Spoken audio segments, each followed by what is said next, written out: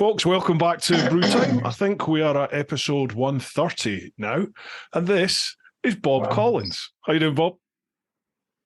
I'm all right. How you doing? Yeah, good, man. Good. Thank you very much for coming on, mate. I really do appreciate it. We've known each other for quite a while now, probably, gee whiz, best part of 10 years, I think, now. Through FWR, wasn't it? I think your memory's not as good as mine then, Bruce. Go on. Well, I first met you around 2007, I think. Was it? Well, it would have been 8. I started riding in 2008. So, yeah, probably would have been 2008 then. Because you were friends with a policeman I knew. That's right. Baron, yes. Yeah. He seems to have drifted away from bikes now, doesn't he? He was at the BSB the other day. He messaged me, but I didn't get a chance to see him. Right. But yeah, shame really, because he was quite into his bikes. He was a bit of a lunatic on the bike, I seem to remember. He was a Nürburgring guy, wasn't he? He's not the Baron from the Nürburgring, but not the Baron. No. But I think he was related to a famous musician. Was he? Yeah. And his brother is a famous, his brother's a fairly well-known orchestra player or something. I don't know.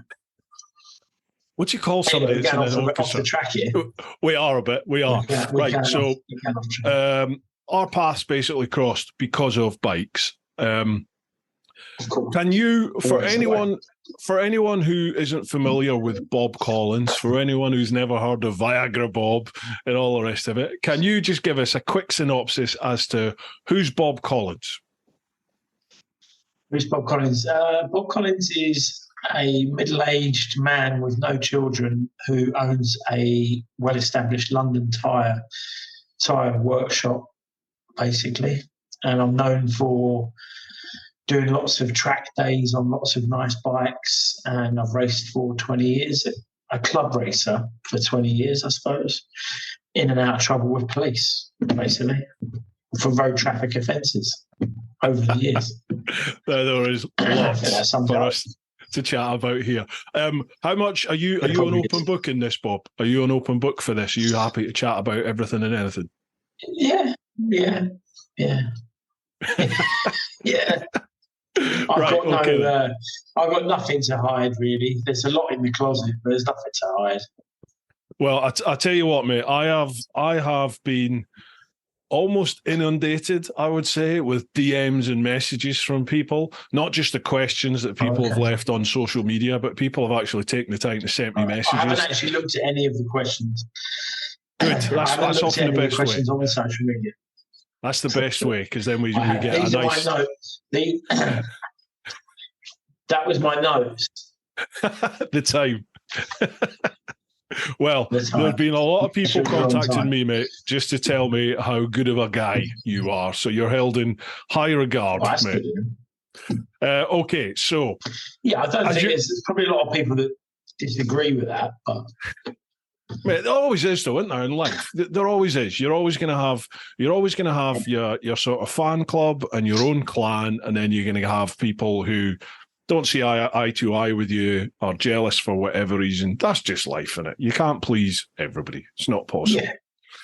No. Anyway, so Bob Collins, how did you get into bikes? When did it all start? Well, I think like a lot of people, I've run this bike workshop for a long time, and before that, I was in the bike shop game. And without answering your question directly, I ask that same question to customers all the time, and is a big percentage of people are the same as me. They got into it through their dad.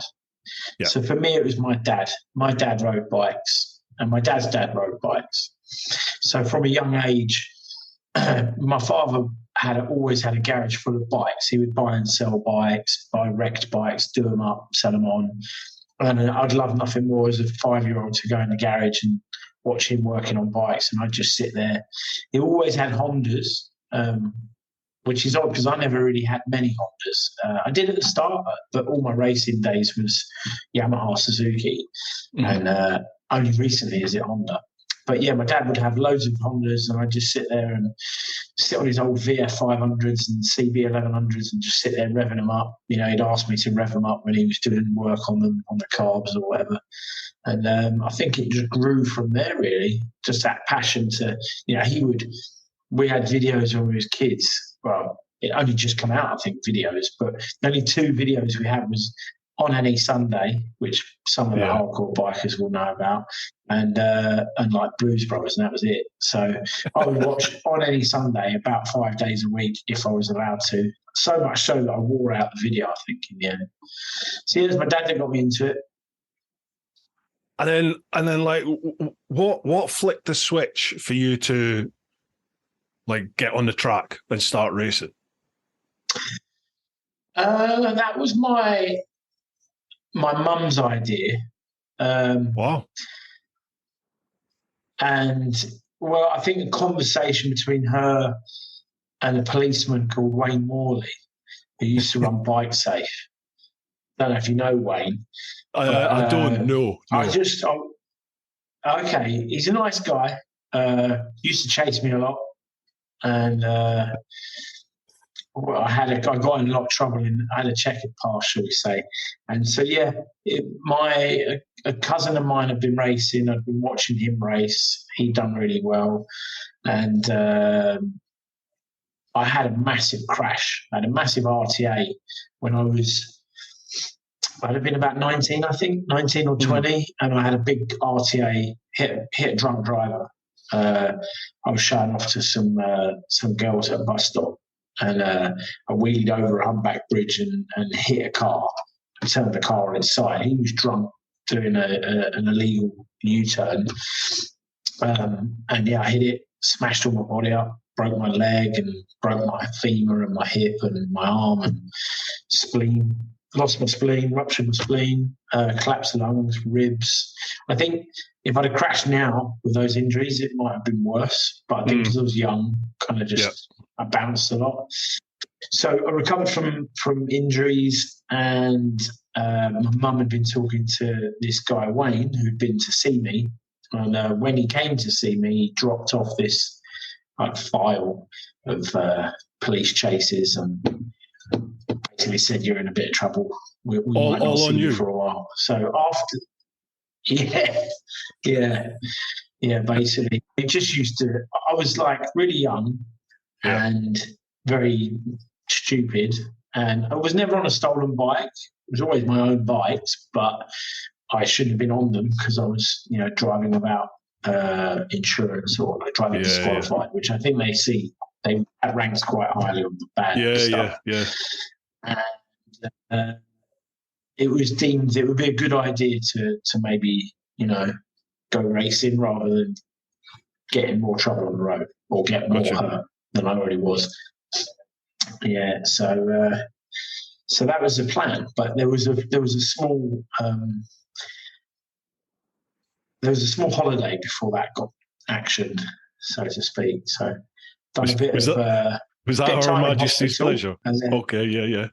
Then I've done a bit of time there, yeah.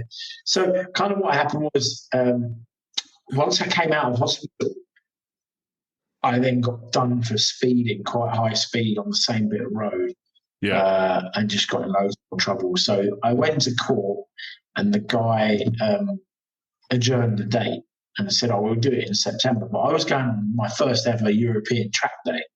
And I was like, shit, well, if I cancel the European track day, I never know when I'm going to go back to Europe on a bike. It's like a great opportunity. And I go, cool, they'll probably just tell me to come back next week. So I went and did the track day. And when I come back, my mum was like, yeah, you're in a bit more trouble. They want to see you down the station. So I went down there, and that was it. I was in court the next morning.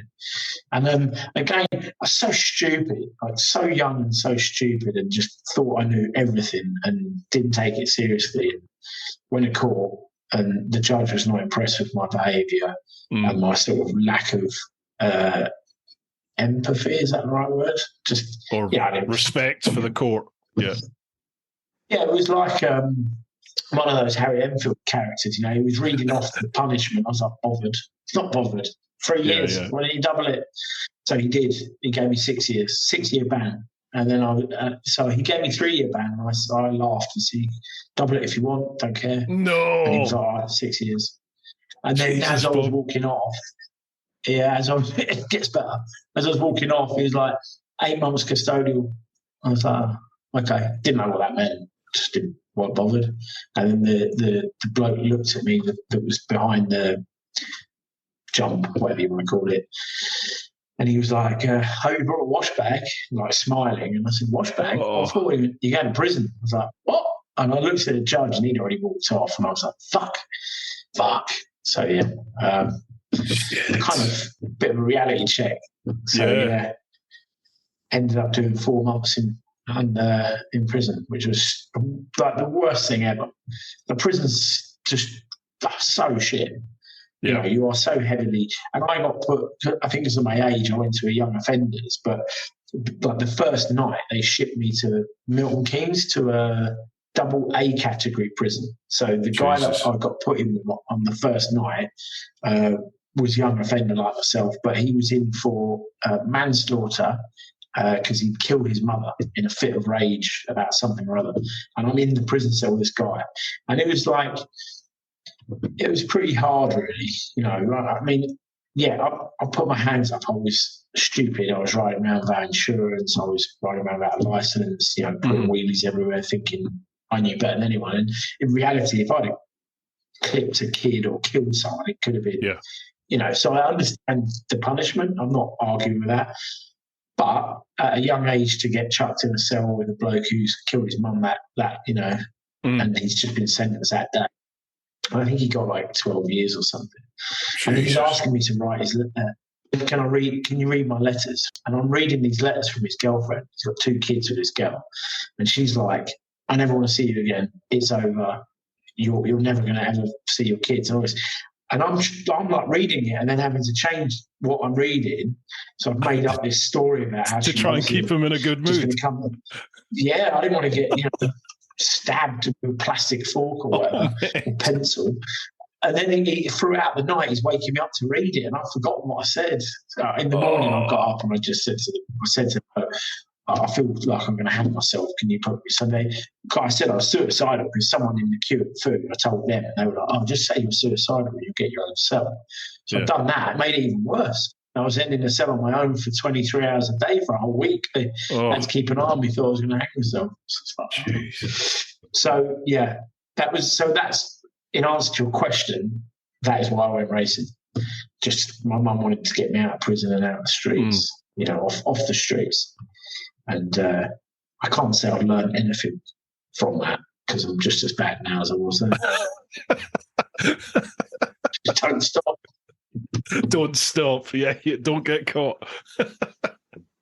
So, how'd you get into racing then? Like, for making that decision, right, I want to go racing. Did you already have interest in you from teams at that point, or was it just, right, I want to go racing? No. So I was really, really lucky that I had a cheap road bike, R6, and Mum said, you know, like a lot of club races, I guess, you know, Mum and Dad help you a little bit, and your cousins and your aunts and uncles, and some people use these GoFundMe pages. Now, my mum paid the entry fees. I'm sure at the time the policeman put some in as well, which was funny. He used to come and watch, which was cool. Yeah, and anyway, so I went and did my first round, and I got some podiums. And then I went to Liddon Hill and got 7 wins out of 7 starts. I won the rookie championship races. I won the clubman, and then they chucked me in like a B category supersport. So after doing all that, there was a guy from Superbike magazine, an American guy called Dave Sonsky. And back then there used to be a group called the Star Boys. They were like stunt riders. Quite a few Superbike magazine guys will know him, but he basically put my name forward to this R6 Cup. So within 2 race weekends, start of the season, 2 race weekends, I get this phone call from this guy called Kenny Pride, nice guy, and he was like, "It's Scottish actually," and he was like, "Do you want to do the Essex Cup? We need a rider." I was like, "Yeah, all right, cool. What do I do?" That's an what okay do I Scottish do? accent, that, Bob. That's all right. That's not bad. I can get that. All right. So he invites me up to. He just gives me Rob McElnay's details, and Big Rob Mac, who big northerner. He was running it, and he's like, "Yeah, get yourself to Rockingham." So I just like turned up to Rockingham with my two mates. I didn't have a license, so I had to rely on my mates to drive me. And the only ones who would drive me about were the ones that didn't really have work, because they had nothing else to do. So I'd sort of like give them a bit of cash and they'd drive me about. So they were sort of, I don't know if I could say it, but they used to smoke a bit of weed. So they would turn up. I didn't. Obviously, I was racing, but they'd just sit there and be out off their nut all weekend while I drive around on bikes. So I was racing against like Tommy Hill, Cal Crutchlow, Peter Ward, a guy called Benji Cockrell, who was a fast kid, loads of other fast kids, a guy called Kieran Clark, who is Tom, what's his name? The guy who does the Mission Impossible, Tom Cruise. Tom Cruise. He's Tom Cruise's stunt double. So loads of kids that were like real quick kids, and then me. And I hadn't a clue what I was doing. I had no racecraft. I had no real skill. I'd done quite a few track days, so I had a bit of talent, but not to their level. Tommy and Cal Crutchlow and their boys, they were the best that this country has to offer at that time. And because it was Rockingham, they had problems that weekend and there was no qualifying. So I had to start the back of the grid, which was a bit crap. And I don't know where I finished. I can't even remember where I finished, but I finished okay, I think. And as the season went on, they were doing a documentary and they seemed to like me. So I got a bit more help and a bit more tutoring and sort of made my way up the ranks. But I would never beat the likes of the top five guys, Kieran, Pesky, Tommy, Benji and Cal Crutchlow. Those five were like the elite of the class, if you like. So, but from that stemmed another season. So I got entered into round 2, which was again really lucky. And I found some sponsorship from some cricket people, but they helped, so they paid. So I was happy with that. And that again could have been better. It could have been better. You make your own luck. Unfortunately for me, I was testing one of the bikes over by Docklands Airport. I thought it was a bit of kind of wasteland. It was all right if I could just go and practice some stunts and practice my race starts and go up and down on a race bike with no crashing. I'm doing sort of wheelies and burnouts and stuff. And the police van come around the corner to have a chat. And I just stopped and casually had a chat. And I was like, "All right, boys, how you doing?" And they were like, "Yeah, what are you doing?" I was like, "Just practicing my burnouts. Gonna hopefully get a good result weekend and I can do some burnouts." And he's like, "Got a license?" I was like, No, I ain't got a license." He's like, "Where's the road? You can't just do burnouts on the road with no lid, no crash on it." He said, "I need to do a name check." I'm like, "I've not long been out of prison. I've only been out of prison 6 months." So, of course, I'm on license. So straight away, recalled, back to prison. And my mates, I went to court. I actually got bail. I managed to get bail, but I went to court the morning of like round 2, and I started round 1. Round 1 was quite good. I started on pole and then crashed out of like 3rd place, and then so round 2 I was hoping to make amends at Snetterton, and I didn't get there. The boys were there with the van, the stoners, they were there, but I didn't make it. Got banged up. Another 4 months of my life wasted. Oh, mate. And then what happens when you come out then from that second time? Well, I got back into the R6 Cup again. Started, and literally, I think I had to go back and forth because I had a tag on my foot. So my mates would have to whiz me up on backs of motorbikes, do the sessions, and then whiz home to be at home for the tag tracker thing. I hope I don't upset people and people think I'm a criminal, because I'm not. It was just driving offences, but obviously frowned upon. But yeah, back and forth on motorbikes with this stupid tag, and I had to wear odd boots because I couldn't get my normal boot on. Over the tag, yeah. Yeah, and there was a guy called Stuart, like a fat guy called Stuart from Astro Van Centre, and he got like a clipboard with signatures to try and stop me rejoining. And luckily, for my sake, Rob Mack ignored that and let me in. But he was worried I think he was worried I'd take points off his rider because his rider was battling for second place in the championship or first place in the championship. Yeah. So yeah, it's funny. Dirty bugger. Funny how, yeah.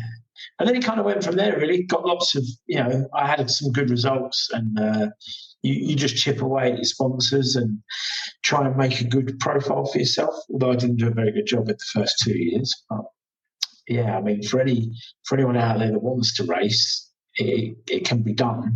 You just got to start. Once you start, you'll figure it out. Doors open, finances come from here and there. Yeah. I think if you're a bit of a character and you keep yourself out of trouble, that helps definitely to get sponsorship. I mean, that was 2003, 2004. Whilst I was doing the R6 Cup in 2003, I won the Benzie Rookies and had quite a lot of trophies and lap records and stuff. I still got, someone told me the other day, I've still got the 2003 Benzie rookie 600 lap record, 49.0 at Brands Hatch, which is not a bad lap record. So still got it. 20 years later, no one's broke it just yet. Jesus. So 49 seconds on an R6. 2003. Well, it was a 99 R6 in 2003. Jesus. So yeah, that was all right. That's all right. I've enjoyed the racing. I've met a lot of nice people like yourself, Bruce. I think the one thing that anyone has as a motorcyclist is you can be from, no money and have not a lot, but you've got your bike and you're going to crash on it. It doesn't really matter what bike it is, but you've got your two wheels and you crash on it. Or you can be a very, very wealthy, multimillionaire, and you can be in the same queue getting coffee at a bike stop and start chatting about a bike, and you're the same. You're at the same level. There's no absolutely. There's no. I don't know what the word is, but there's no level of whatever the word is. It's a great really leveler for people, isn't it? And if you're the type of person to chat with a stranger, then the bikes is that common ground, isn't it? That allows you to instantly have someone in common with somebody and start chatting. Yeah, I've met some really good people over the years. So you sort of came out of the main racing scene for a while, didn't you? And then you seem to be having a bit of a resurgence again. It looks like you're going for it again. You've lost loads of weight. You seem to have a different mindset, and you're firing straight back at the racing again, and seem to be getting good results. Yeah. So in brief, after the R6 Cup, I did the British Superstock on a 1,000cc bike, and back then they did an A. They call it Superstock, National Superstock or National Superstock Cup. And the Cup was for, I don't really know, I guess lesser experienced riders, because the main championship had you had Ian Hutchinson and sort of that level of rider. So I did the Cup, and Peter Ward, who had done the R6 Cup, he won it the year before me. And the year before that was Peter Hickman. Peter Hickman won it in 2004. So it wasn't like a shit championship. It was a pretty good championship, and I won quite a lot of the races and did quite well with that. And then the year after that, I went to the TT. I went to the Northwest 200 and TT. I crashed at both. And the year before, 2006, when I won the Cup, I didn't crash at all. But went to Northwest, had a crash, had a problem with the van. The van broke down, just loads of headaches. And then went to the TT. The hire van that I'd rented for quite a lot of money broke down. I had a crash on the last night of practice. My head was a bit of a mess. My lap times were slow. I felt like I shouldn't have really been there, and I felt like I didn't do enough homework. But I'd been over there like 15 times. I was part of the Hailwood Foundation, and I was really good friends with Guy Martin at the time, and another lad called Martin Finnegan, who's no longer with us, bless him. And they helped me so much, and I'd done so many laps. Like me and Guy would be out, 3, 4, 5 in the morning doing laps. It was quite funny. We borrowed Martin Finnegan. Google him because he's got some great pictures. Stephen Davidson done a book on him, and it's just some fantastic pictures. But proper true Irishman, proper road racer. Oh, and we borrowed his Mazda, like an old 90s Mazda 323 with the pop-up lights. Yeah. And I'll never forget going through Bagarrow at like 3 a.m. with me and Guy Martin. He's driving this automatic thing, both with crash helmets with black visors and our racing gloves, absolutely flat out. And we'd been in the nightclub. There's like a nightclub called Colours, drinking like beers. Not had many, but had enough to not be driving. And guys just absolutely flat out trying to tell me where to be on the track and look for this marker and look for that. And I'm just like, it's probably why I didn't learn very much, because I was just shit scared the whole time. But so despite all that, when I come back from the way the TT had gone for me, and I'd lost one of my close friends out there the year that I was racing as well. So I wouldn't say I gave up on racing, but I just thought, well, I've always wanted to be a TT racer, and I only really started racing on the road, on the track, because of my mum and dad. And the second I'd started racing, I thought, I could probably be a TT racer. That's where I want to end up. When it didn't work, and I finished last in the Superstock race, and I pulled out of the senior, and I just thought, it's obviously not for me, even though I really wanted it to be for me. I just thought, I've had enough. So I left it, and I think about 9 months went by, and then I got a phone call to race a classic bike.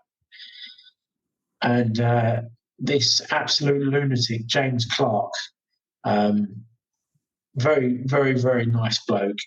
I went and met him at a campsite at the MotoGP one year, the same year, like I think 07.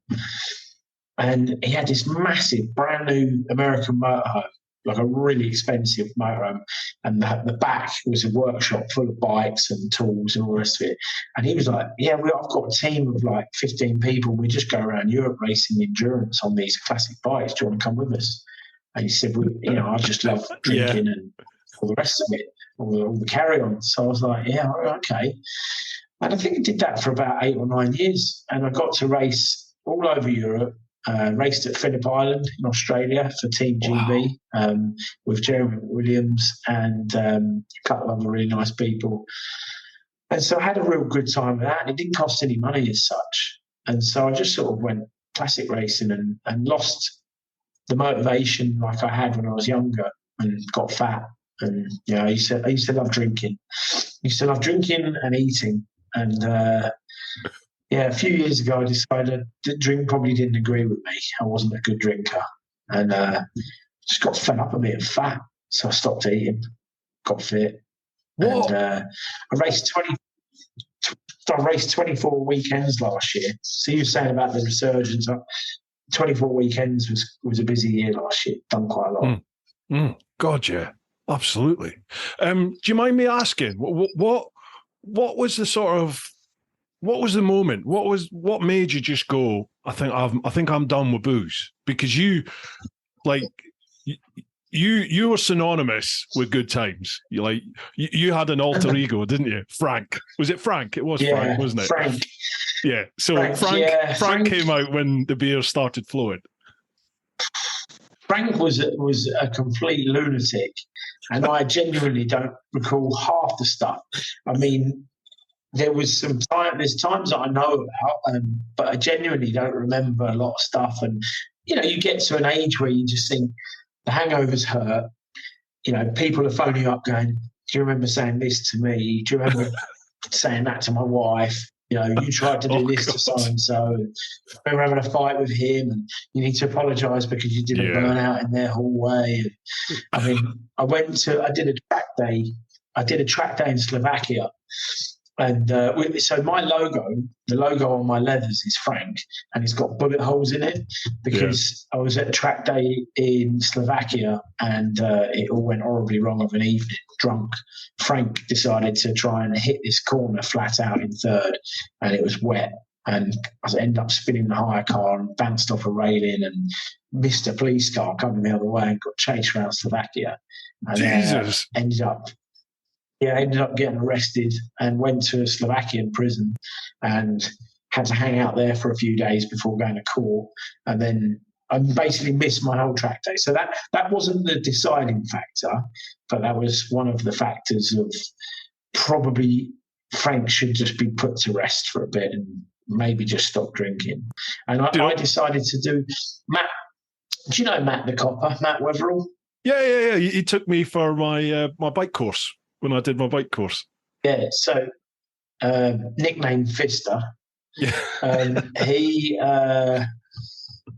He done Dry January the year before me, or 2 years before me, and he used to work for me. So I watched him go from being fat to skinny, and I thought, oh, okay. And he said, why don't you just try the Dry January, do that? So I did. That's how it happened. I didn't plan on stopping. I mean, I knew that I should probably stop, but I didn't plan to stop. So I thought I'll do Dry Jan, and if I find that easy, I'll do Feb, and then I'll hold out until the first round of the MRO, motorcycle racing, and I lost like loads of weight. I was exercising anyway. I lost a fair bit of weight, and I was just able to, I don't know, sort of change as a person. You just felt like such a good time to do it. 2019, I had a lot going on with work. I won't go into it, but work stresses. And I wouldn't say I was an alcoholic. I guess no one ever wants to say they are, but I was drinking a lot, 3 bottles of red wine every night, 7 days a week. And the gin and tonic in there as well. And I just remember one day seeing all these bottles stacked up by the recycling bin, thinking, shit, that's like a week's worth of booze. And I knew it wasn't good for me. And something changed at work at the end of 2019, sort of Christmas 2020. And January the 1st, I just thought, right, 2020 is going to be a fresh start for me, fresh start with work. Let's try and do Dry Jan. And I did Dry Jan, and then Feb, and then March. I'd lost X amount of weight, went racing, got podium the first weekend back. And I won quite a lot of stuff that weekend back, and lap records, club racing lap times were good. And I just thought, right, I'll give it a go for the rest of the season. And then now I'm scared to have a drink. People keep saying, you can have a beer, have a pint. I'm scared that I don't want to go back to that person. I feel like I've achieved something. Because I know that alcohol is quite a sociable thing, and I miss being able to go out with the lads. I can still go out, but I just have to change my timings. So I still go out with the lads, but when they start slurring and repeating stories and giving me dead arms, that's when I leave.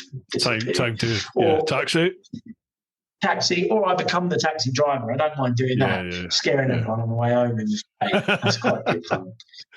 That's interesting, mate, that it was Matt, it's another copper. That's like 2 major instances in your life where a copper has had like a fundamental impact on your life, haven't they? Yeah. Well, the first time was getting put in prison, so yeah. Well, yeah. You could say it's 3 times. No, 3. Matt's actually all right. Matt's actually all right. He's not a bad bloke.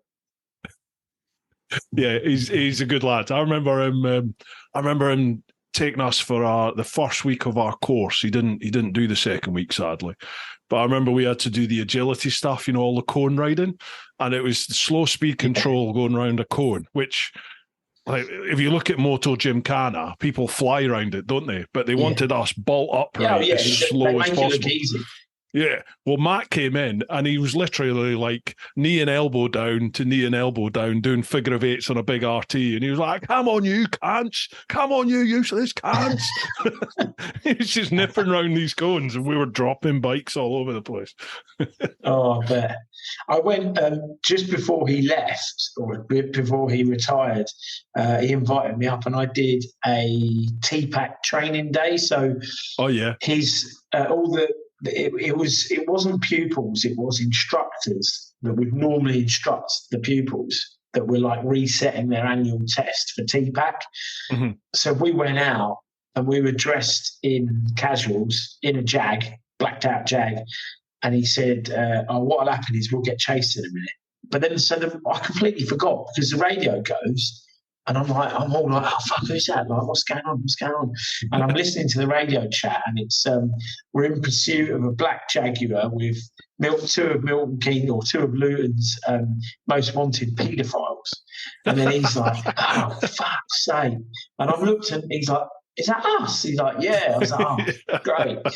And I look around and there's 4 police cars chasing us up the A1 flat out. And we're doing like 100 mile an hour. It's like if any of the listeners have been on a Spanish track day, it's the same sort of thing. We're all in these cars just basically trying to smash into each other. And Matt obviously has track day. It's a bit more technical than that, folks. It's a little bit more technical than that. Yeah, a bit more technical, but they're doing this TPAC train. They're trying to stop us. And that's bouncing them off. One's ended up in a curb, and one's ended up missing the junction. But it was really surreal. You know, we came off one of the slip roads and down into wherever they do the training. It's up near Hendon, up past Hendon on the A1, and you're just driving around flat out. It was quite funny. It's a very surreal feeling. Yeah. Where's he now? Is he still racing? He's still racing. I think he's coming to the end of the bubble. Right. Gotcha. It's a bit of a journey. You start off as a novice and you work your way up, and he's won a few championships, and now I think it's like the hassle that goes with racing, the money, the preparation, the fitness, all of this stuff is here. But the racing and the results are up here. But then you have a crash and you get hurt, and then you look at your bank and your credit card, and then all of a sudden it's like, oh, actually, I can't be arsed with this. I don't think that's unfair for me to say that, but I get the impression that he's maybe had a good few years at it, and he's sort of getting to the point where he's probably ready to call it a day. I think that's my take on it. Gotcha. You have to ask him. Gotcha. Yeah, he's had some good results. Had some podiums this year, I do believe. Mm-hmm. Yeah, it was a twin series, wasn't it? Or was it classics? It was, yeah. He's now racing a 600 in the No Limits Endurance. Yeah. So I dip in and do a fair bit of No Limits Endurance, although I've only done one this year. I did four last year, and we won 3 of them, and we finished 3rd in the final one, which was the 8-hour at Alton Park. And my teammate got spannered, so I ended up doing 8 30-minute sessions. So I was on the bike for 30 minutes, off the bike, putting a tyre and some fuel in and having a drink, and then back on the bike for 30 minutes, as fast as you can go. And I did 8 of them. And we got 3rd place. It was 4th overall, but 3rd in the 1,000 class. And my teammate was ready to call it a day. He's like, well, we've only got 1 bike each. And I said, that's all right, because it was 3 riders, 3 bikes. When it was down to 2 riders, 2 bikes. 3 riders, 2 bikes. So him and his brother shared a bike. So they did 4 each, and then I did 8. So it's good. Jesus, that's where the fitness kicks in, eh? Yeah, you need it. And I think this is the fittest I've ever been. I was quite a podgy racer. I'm still a bit podgy now, but I'm quite fit with it. Brilliant. Right, dude. I think we're not going to do a Mossy here. I had Mossy on last time, and we were, 6 hours in a podcast. Oh, brilliant. He's got to come back on again. Did you have a drink? He must have had a few beers. Oh, yeah, we did. Yeah. There was no whole bars in that conversation. It was just free flow. Yeah. But, we started at 6. And at 1 a.m., I had to say, Mossy, shut up. It's like, this is ridiculous. Yeah, 1 in the I don't morning. drink, so you're all right with me. My God. What's that going to be, a 3-part series? That one was 2. I did two parts of that. I think it was a 4-hour and a 2.5 hour. And then he's going to have to come back on again to finish questions. And apologise. Nah. He was a good lad. He was a good lad. So if we crack on now with questions, how do you feel about that? And just see where they take us. Right, lovely job. Right, first off, folks, we'll head to the clan over on Patreon. So it's patreon.com/TeapotOne. First one, Charlie Callard. Evening, gents. Hope you're both fit and well. All good, thanks, Charlie. Bruce, Morocco looked amazing from what I've seen from Mr. English, but those temperatures must have been brutal. Fair play for riding in that. Yeah, I've just come back from Morocco on Sunday, actually. I had an 11-day riding out there. Yeah. Shy 48 degrees. It hit 47 on the road, and a few of the boys went off and did the proper sand stuff in the desert, and it was 48. Like digging the bloody GSs out in 48 degrees out of the sand.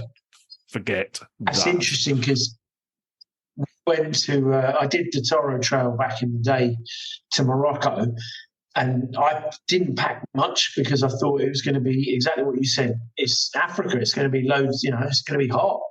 Yeah. There was snow where we were.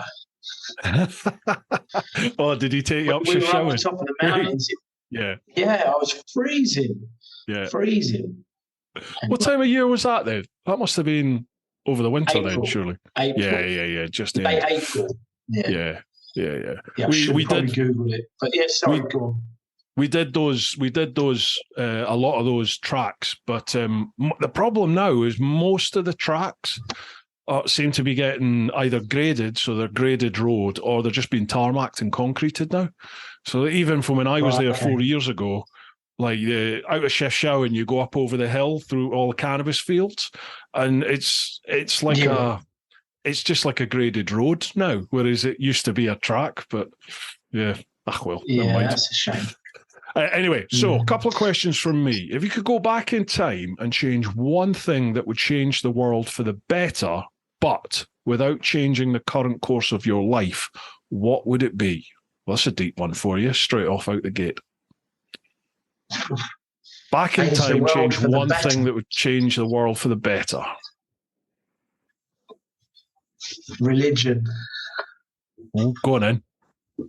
What would you do? Well, I'd just put a stop to it all.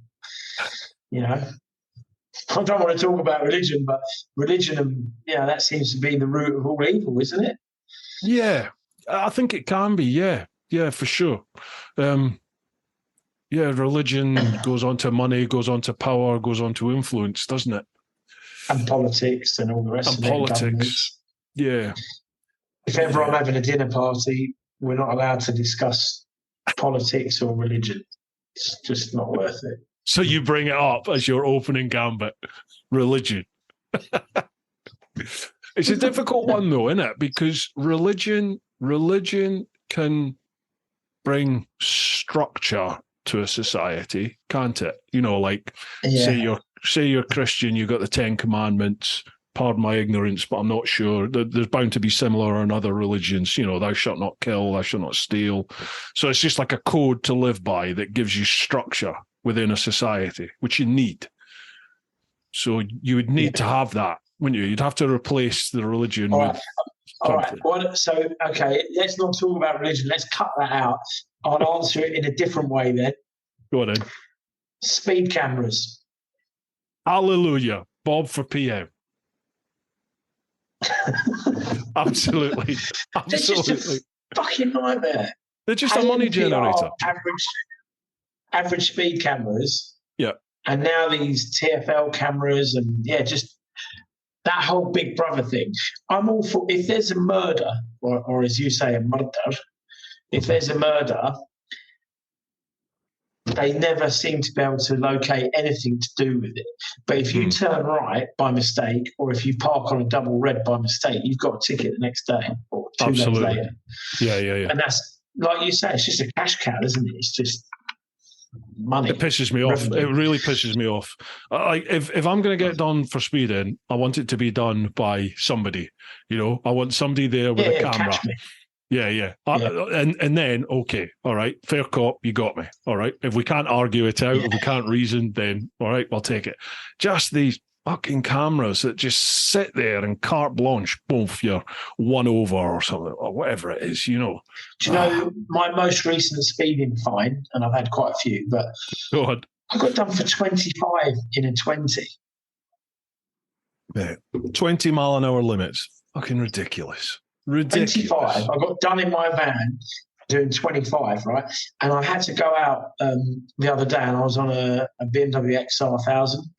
So similar traction control to your, cruise control to your bike. I presume you got cruise control. Yeah. So I flipped the switch and set it to 20, and I go across Vauxhall Bridge and down towards Pimlico. That's where I got the ticket. Have you ridden at 20 mile an hour through London or tried to? Yeah. Like, you can't.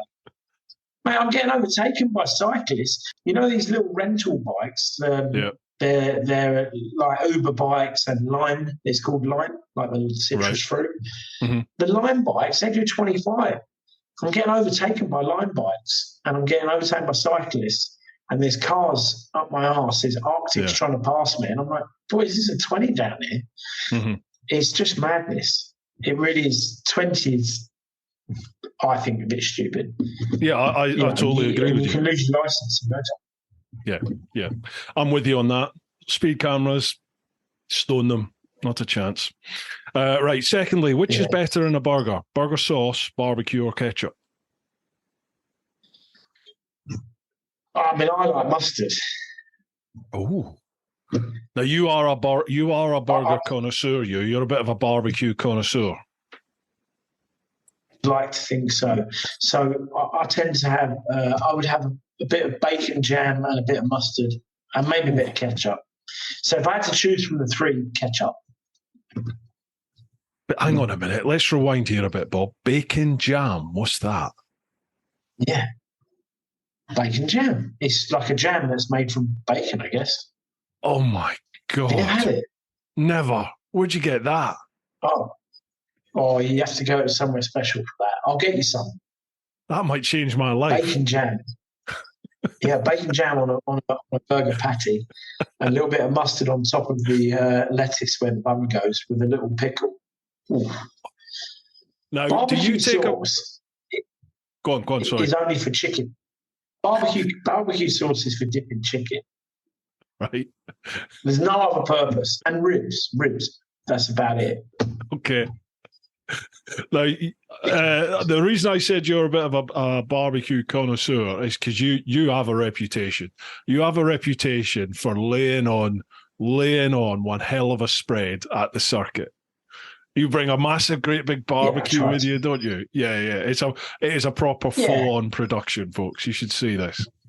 Yeah, I definitely, when I go away racing nowadays, I like to cook. I like to share food. You know, we raced at the weekend, actually. We didn't do very well, but we did quite well, but we didn't finish. But we did a classic endurance. There was a classic endurance in with the No Limits endurance at the weekend.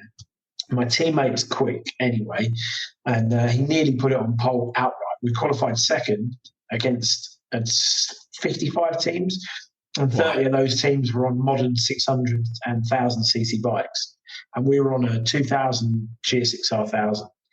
So, but I took with me on the Friday, we did a track day, and between the sessions, I slow cooked on my Kamado Joe. I slow cooked a lamb shoulder for 6 hours. And then, so when we finished the track day, I shredded it, and we had it in little flatbreads with a little bit of pickles and sauce. Lovely. Jeez, I'm salivated. Yeah. Yeah, you got me salivating there, mate. Yeah, no, I do you ever smoke out? Do you ever smoke out pit lane? Are you that one with the barbecue that smokes out pit lane? Oh, I thought you meant burnouts. I like a burnout. Oh yeah, I know you do the burnouts. Yeah. Yeah, no, it was funny. I was cooking, so we'd finished our track day at about 3 o'clock because it's a classic bike. So we had a number of we need to test this, and this, change this, set that. Once everybody's happy, we'll look at the lap time. My teammate's Danny Webb, and he's for this race weekend, and he's ex Moto3 as a kid, but he's current world endurance, and he's quick. He's a good lad. He's on the podium at world endurance. And he banged in a very fast lap time. So he's like, right, call it a day. Let's get scrutineered. I'll go and cook. And so the lamb shoulder was done. Once it's done, it's 5 or 6 hours. You tea towel it and put it in a bag, and that got left in the van. And in the meantime, I grilled these lamb cutlets. And so you're saying about smoking out pit lane. We were at the last garage, and I'm cooking at the back of the garage where the road goes to the noise test and scrutineering, and all these bikes were queuing up, and there was just wafts of this cooking lamb. So yeah, I was handing out lamb cutlets to a few people. I got a few nice text messages saying thanks. How do I make a lamb cutlet like that? Secret spices. Brilliant. Secret spices. Yeah. I had some mates that did the No Limits. Like the rookie series that started back about 2014, they started doing like it sounds a little bit like the No Limits Rookie Cup, but it was, maybe it was. Okay. I thought it was some new thing for total amateurs. You just to get into racing. Maybe? Yeah, newcomers. That was it. Newcomers. Okay. So they started doing that and literally threw themselves into racing, went and bought vans, bought themselves some bikes, threw all the money at it and, started cartwheeling them down the road. And that's when the costs all start mounting up, don't they? Yeah, they did about 3 or 4 seasons, I think. But, the reason I'm talking about them is because they started bringing the barbecue along. And I remember one time, I think they were were they at Cadwell? Might have been Brands, wherever they were. They started this barbecue. I'm not kidding you. The plumes of smoke went right out over the circuit. Almost stopped the racing. It was horrendous. Yeah. So they got a reputation for that. Yeah, well, I did get a few comments off the start, but the fire marshal came round, and I just said, "Look, another lamb cutlet. I'm not smoking." Yeah, I did. I actually gave him a lamb cut. You're actually right. I gave him a lamb cut. He loved it. No, he was all right. It was just, sometimes in these jobs of power, people get a bit carried away, don't they? Absolutely. And normally a security guard or bouncer. Or Bill. Not you get always, it in your Bill, but, Yeah. I think in any job. I think any job where, I had it at Brands Hatch 2 weeks ago when the BSB was on. And they were trying to get everyone out of the pit lane. And I had all the right passes. And I was like, I'm going that way. And he's like, you're not. You're going that way. I said, Matt, I'm literally going there. He went, you go around there. I said, there's just no point because I'm just going to go around there and around there. And then his mate was like, if he wants to go down there, let him go down there. I was like, see, just let me go down there. But he was really getting angry. And it's like, mate, calm down. Just calm down. Chill out. It's fine. Chill, Winston. Chill. Right, cheers for that one, Charlie. Next one, Mark Fulcher. Oh, here we go. Right, you got to stay switched on for these ones, pal. Mark Fulcher. Help me, ducks. Apologies, I've been a bit quiet. Not like me to keep me gob shut, I know. Anyway, first and foremost, probably like a lot of the other lads on here, just a massive shout out to Bob for always coming up trumps on the rubber. A fucking legend. Suppose I best ask a couple of questions instead of blowing smoke up his arse. So, Bob, BSB paddock, who would you love to smack in between the eyes for being a Class 1 cunt? And whose missus would you most like to chuck your leg over? Oh, maybe I should have read that before. So, yeah. You don't need to answer if you don't want to answer, Bob. Okay, now, is it in the current paddock, or could it be a former? Whatever you like. What was the question again? So in the BSB paddock, who would you most love to smack in between the eyes for being a bit of a dick? I Do you know what? I'm not really a fighter. Don't really. I've only had probably 2 fights since I left school. One of them I was drunk at Macau and basically threw about 10 punches and got about 20 back and ended up in a black eye situation. And the other one was last year at Linden Hill. I had an argument with someone on Facebook and they got very sensitive and said they were going to beat me up. And I said, are you 12? You're going to beat me up because of my Facebook comments. And when I saw him at Linden, I saw him, I was like, hello, mate. Like, I thought it was just I completely forgotten that we'd had this little argument. Yeah. And he just jumped up out of his chair and run at me and started flailing punches. So I punched him back and we ended up spiraling into someone's awning, having a full-on fist fight. And yeah, I don't really. I can't think of anyone in that paddock that I'd like to beat between the eyes. Not really anyone. Even someone recently who sort of went behind my back and stole my sponsor. Even that didn't really bother me. You know, if they're that desperate for money, they can have it. Just sums them up as a character. I just deleted them from my life, so to speak. But I wouldn't want to fight anyone, I don't think. And as for the second part to that question, I might end up getting beaten up if I say something. You might do, yeah. Yeah, I think I'll have to pass on both of those. Okay, let's reword it. Who is punching way above the weight? I can't remember his name now. I tell you who's got a good missus is Tommy Bridewell. He's got a good missus. I like Tommy. I race with his brother Ollie, and she's quite switched on, from what I understand through Facebook. I think she buys and does up houses and stuff. So I think we'll go with Tommy Bridewell. He's definitely punching. That's diplomatically put, Bob. Well done. You've managed to skirt around that one satisfactorily. So he's got, secondly, to both of you, usual bollocks, any bike, any country, any road. But more importantly, who's going pillion with you? Okay. Any bike, any country, any road, and someone's coming with you. Any bike, any country. I suppose I'm going to pick...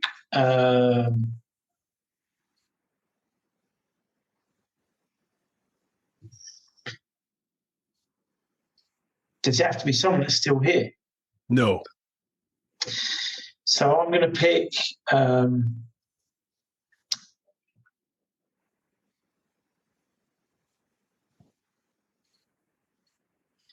of those new Hondas, the DCT one. And I'm going to pick an old mate, Richard, who's not here. Fair enough, pal. And where would you go? I reckon I'd like to go through South America. Nice. Yeah. I've not done a lot of travelling. I have and I haven't. I've been around India, done loads of India, love India, been there 25 times. I've ridden from Delhi to Manali, from Manali to a place called Leh, it's called the Road to Ladakh. It's the highest motorable road. Mm-hmm. Did that just before lockdown. And the year before that, I rode from Kathmandu to Pokhara and around the Annapurna range to try and see a bit of Everest. Yeah. And then but that's about all I've done. I haven't really been anywhere, so I don't really know where I want to go. I have this dream of becoming a motorcycle nomad and selling everything and just getting on the bike and going a bit like you did. You did that was that 2 years you did that? Yeah, almost. Yeah, about a year and a half. Yeah. Yeah. I kind of have this dream of doing it, but actually whether it will happen or not, I don't know. Your missus rides a bike as well, doesn't she? Liz is pretty handy on a bike. Yeah. Would she go with you, do you think? No. Motorcycle nomad. Nomad, alone. Gotcha. Yeah. Yeah, so I don't know. Going back to the road, I mean, I like the idea. You know, John Hogan. Mm-hmm. So Superbike. Yeah, Superbike magazine. John came down my shop on a DCT Honda Goldwing. Mm-hmm. And, you know, with saddlebags, and it's got a big automatic engine. I just fancy a set of pipes on one of them and just go for a ride. But, I mean, I've lost a lot of friends over the years, like probably most of your listeners. We've all lost friends that ride bikes. And, it'd be great to just be able to pick up a few of my old mates and go for a ride. No, yeah, I get you. And I think a lot of people could probably relate to that. We're all probably missing someone.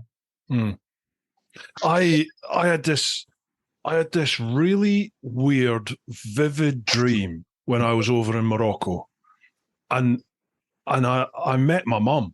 Like, my mum passed obviously back in 2008, and I met my mum. I was in Morocco, and I can't even remember where we were. I can't remember the details other than we were somewhere with a load of local people, and I got chatting with this group in like pidgin French, and they were talking a little bit French to me.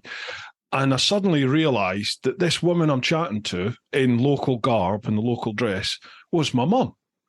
You know, and it was like slowly she started speaking more and more English to me, and I was speaking English to her, obviously. And it dawned on us that she was my mum and I was her son, and I can't even remember what we spoke about, but I just remember waking up and having this really like peaceful, at ease feeling. Like, I just woke up and it was just like, everything's going to be fine. Everything's good. I'd had heat stroke and everything beforehand, so I don't know if the heat stroke had something to do with it. But I just remember this overwhelming feeling of peace, you know, really weird. And I've been asked this question a few times, and I've always thought about, you know, I'd love to have, Billy Connolly, or, you know, all these other people you think of. Yeah. And then I suddenly thought, no, I'd like to have my mum. I'd just love to have my mum there for a proper conversation, you know? Yeah. I totally get what you're saying there. Yeah. Yeah, it's funny, isn't it? It's funny what we miss. But I think bikes are just great. They're just great. That you can feel at peace when you're on a bike.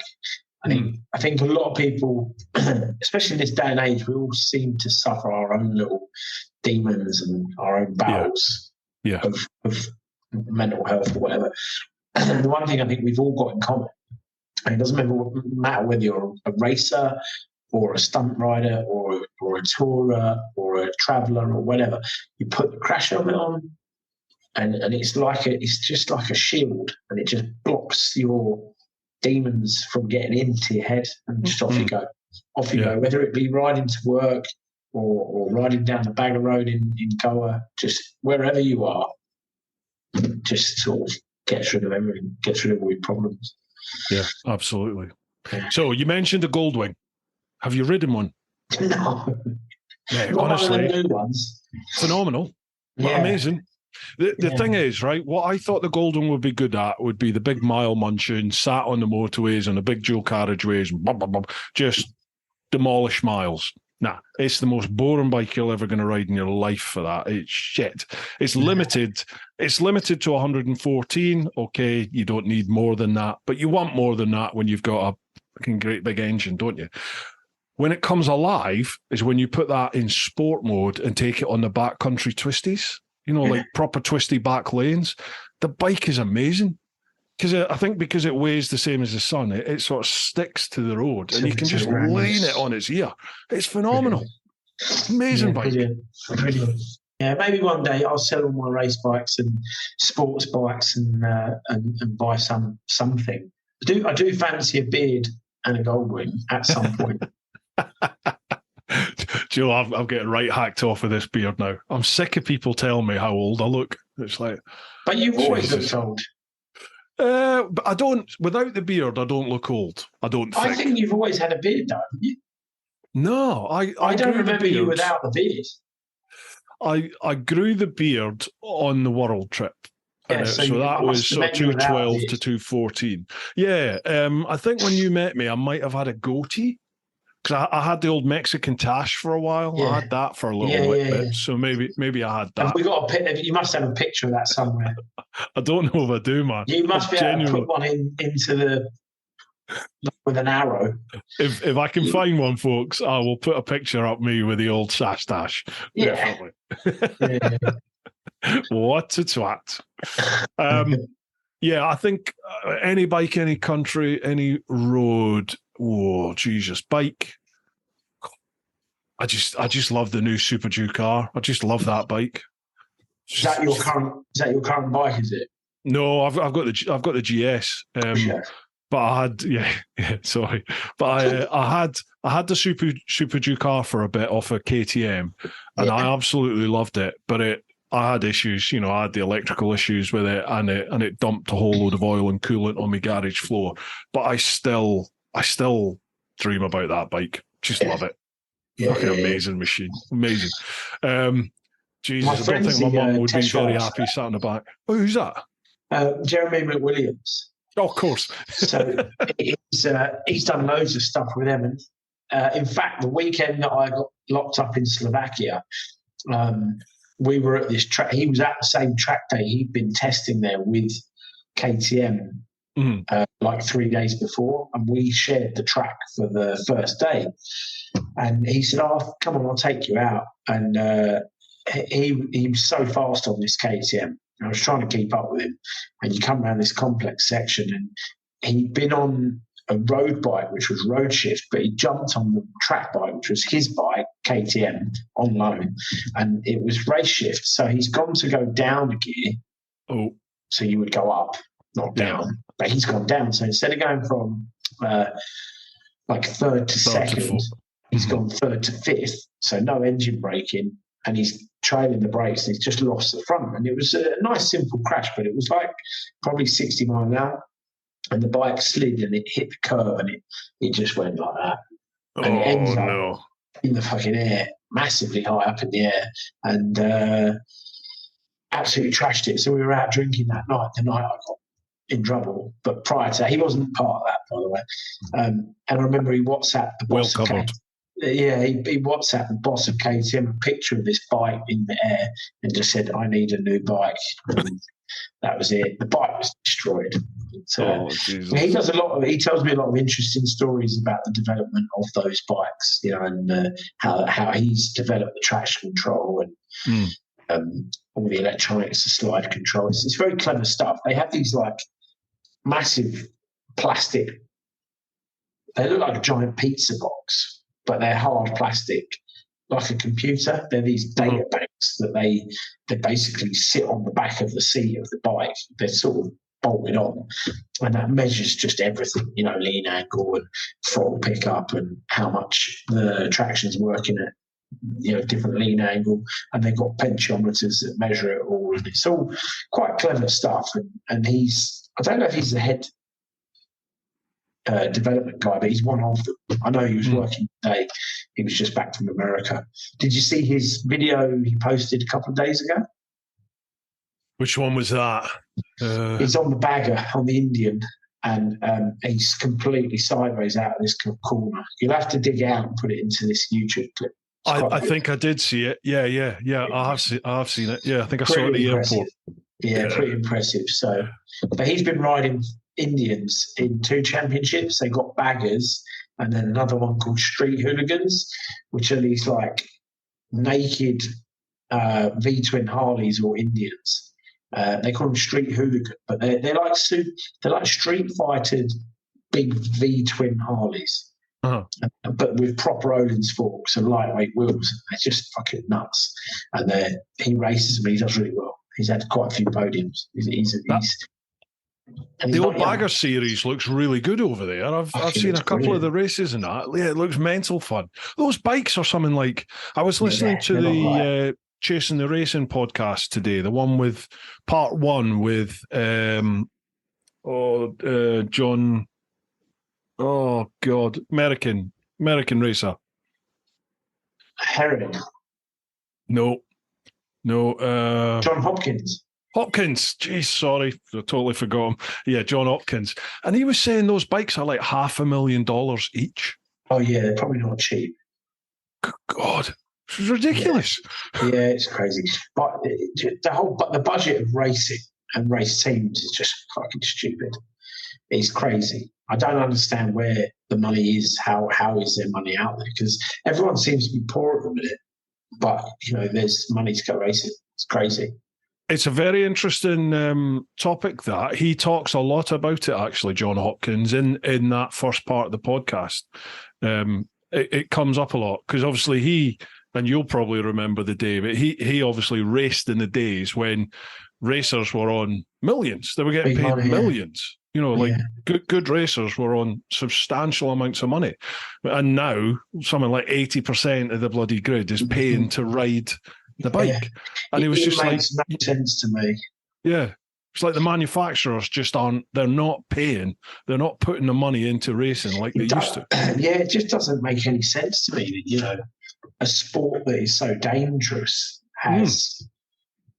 you have to go and pay to go and ride something so dangerous. Yeah. Well, where's the attraction in that? It makes no sense. Oh, you're right. Yeah. Just a bit of gunfire in South London.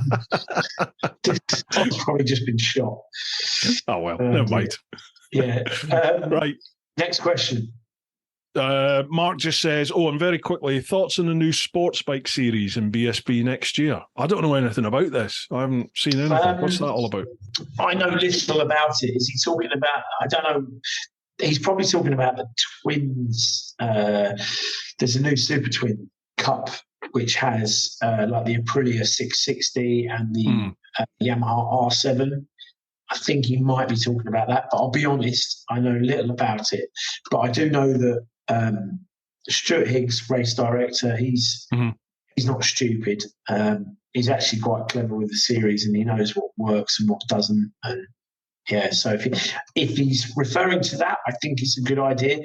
Although cost-wise, again, those R7s, to build an R7 or an Aprilia to top spec, it's about 30k now. These are little shopping bikes that you're supposed to sort of bob down to the shops and have a bit of fun on a Sunday. But yeah, it's like 30k to build a proper bike.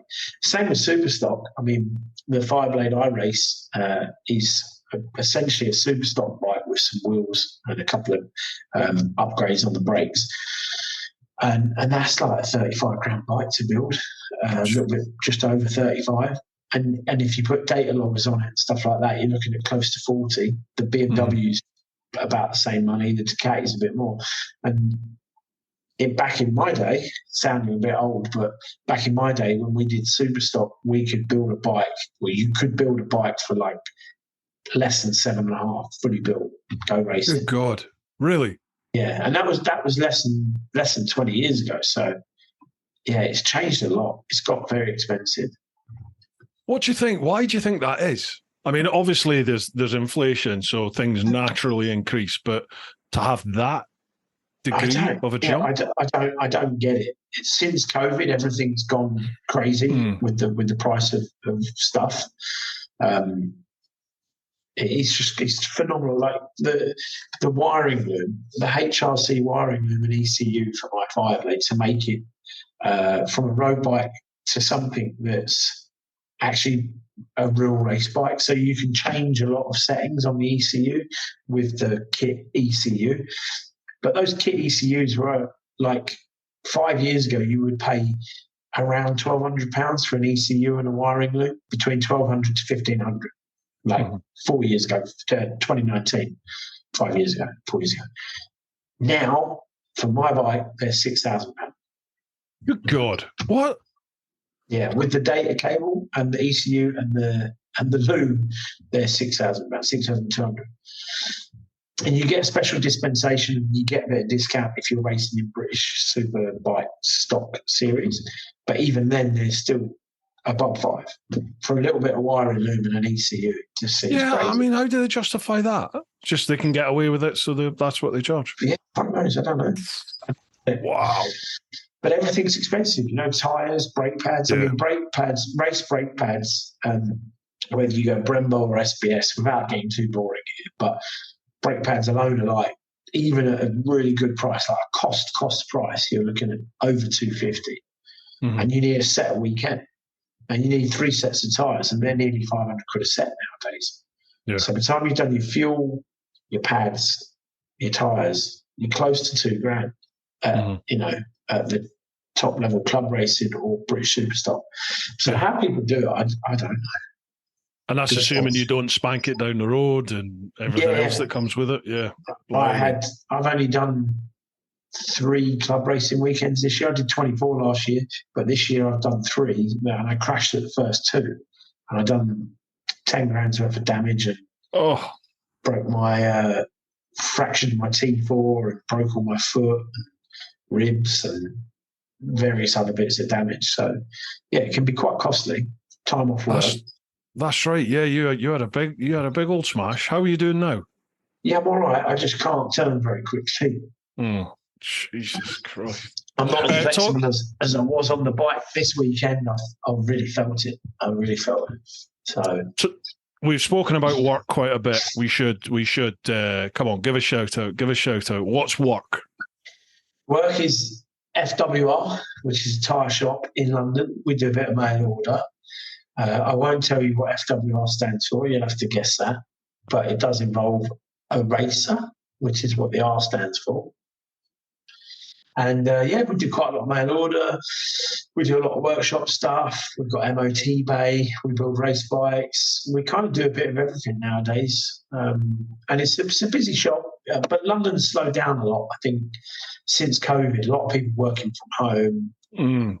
I think that's had a bit of an effect on us. You know, we seem to be doing more of the workshop stuff and less of the mail order stuff. And I think different areas have all changed. But yeah, ultimately, if you need anything for your bike and you're in London, come and see us, give us a shout.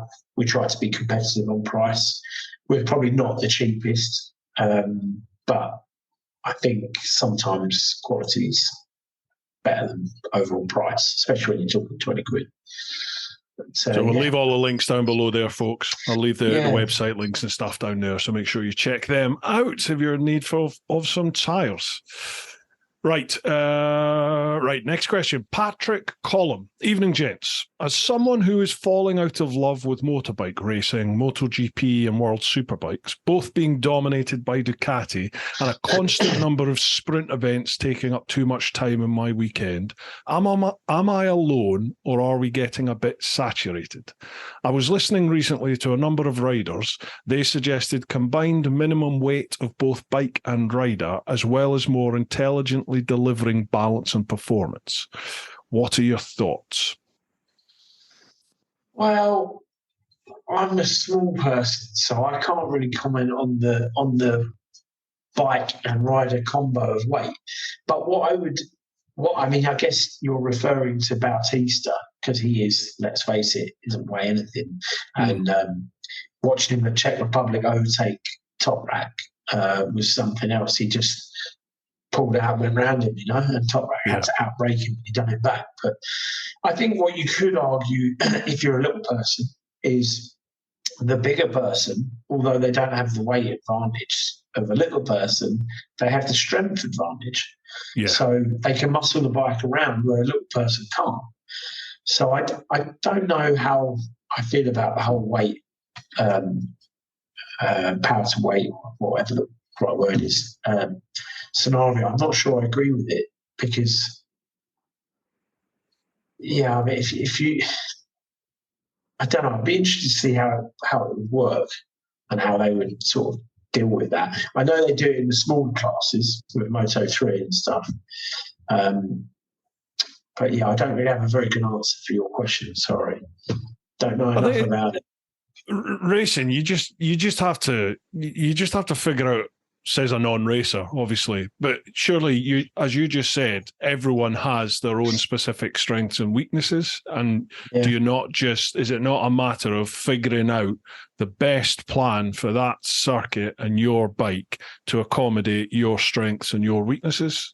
And there may just be a circuit where you're not going to win compared to that smaller or bigger person. You just have to lump that. But further in the championship, you're going to you're going to get at this circuit. Well, exactly, yeah. And I think also if they start introducing rules like that, where does it end? I don't know. Yeah, I probably need more time to answer that question properly. Sorry. But maybe he should start a thread on the forum and we can discuss it further. What could go wrong with that, Bob? Yeah. They're normally very tolerable forums. I think MotoGP, I understand also where it's come from. That the problem with MotoGP is Ducati have spent a lot of time and money in building their team, and they've got the best engineers, they've got the best riders, they've got all of the data technicians, and just everyone in that puzzle. They spent a lot of money investing years ago to create the best team. KTM have done exactly the same. KTM have kind of created another great team, and that's why they are two strong teams. MotoGP and Honda, I think they're going to struggle. You look at Suzuki. Suzuki gave up at the right time because they knew they could see what was happening with the teams, with the aerodynamics package that Ducati and KTM have both got, the ride height package that Ducati have got. That KTM have got, where they can lower the bike on the grid for the start. I mean, if you watch Brad Binder's launches, they're just unbelievable. He can take like 5 people into turn one because his bike is so fast off the line. And Yamaha, again, it's going to take years for Yamaha and Honda to catch up, years. I don't think they'll be there for at least 2-3 years. So I think Suzuki was the same, and they realised it, so they've just jumped ship. Yeah. What would you do as Honda? I mean, what the hell can they do? If you look at this is just an example, but you look at Yamaha. I'm not a massive MotoGP follower. I don't watch them all, and I don't know a lot about it. I'm not a massive avid fan, but just from a simple point, you look at the starter that Yamaha that they use. It is 5 or 6 years old. It's the same starter they've had for 6 years. It's this big, clunky, heavy thing that they've got to lug all around the world. You look at Ducati, they come over with their little box and they just plug it in, start the bike and walk off. So if they're prepared to spend time to develop such a small, non-beneficial part to go racing, it shows what they can do with the rest of the bike and the rest of the package, so to speak.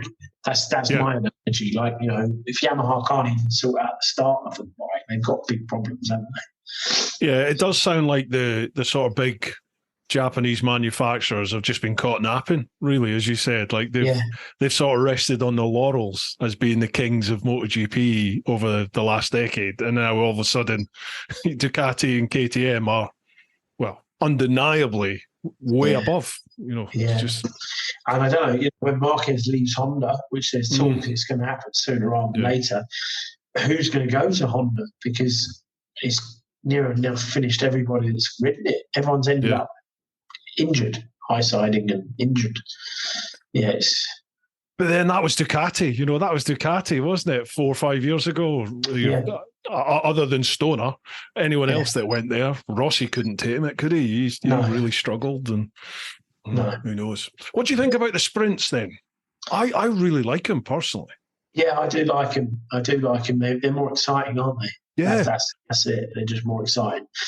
I think it'd be interesting, if MotoGP would go down the route of World Superbike and just have 2 races on Sunday, or even a race on Saturday and 2 on Sunday. That would be more fun for the fans, to have 2 races rather than just one big long one.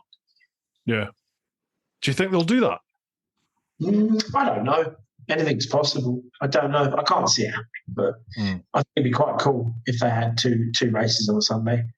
3 sprint races for the whole weekend rather than a sprint race and a long race. I mean, everyone loves a sprint race, don't they? Yeah, definitely. It's sort of reinvigorated my appetite in the racing, because I kind of, certainly MotoGP, I was getting a bit bored, but I'm quite enjoying it now. Right, cheers for that one, Patrick. Next one, Andrew Gralton. Hi, both. Love the podcast, and especially the chance to learn about the people and not just their career. Anyway, 2 questions. 1, what is it like to be in the racing knowing a rider's skill is key, but you're also dependent on the rest of the package, the bike, the team, etc. Okay, so what's it like to be racing, knowing that a rider's skill is key, but you're also dependent? Okay, so obviously it's not just down to you as the skill in riding a bike. It's a whole complete package that goes with it. That must be frustrating at times if perhaps the package isn't. Yeah, you've got to be shrewd on what bike you accept a deal to ride with. The rider can only do so much. That especially from my side of the story, I've raced classic endurance and modern endurance probably for 15 years, and I'm not saying I'm a good rider, but you can be a very good rider. But if you haven't got a team behind you, you're only as good as the bike.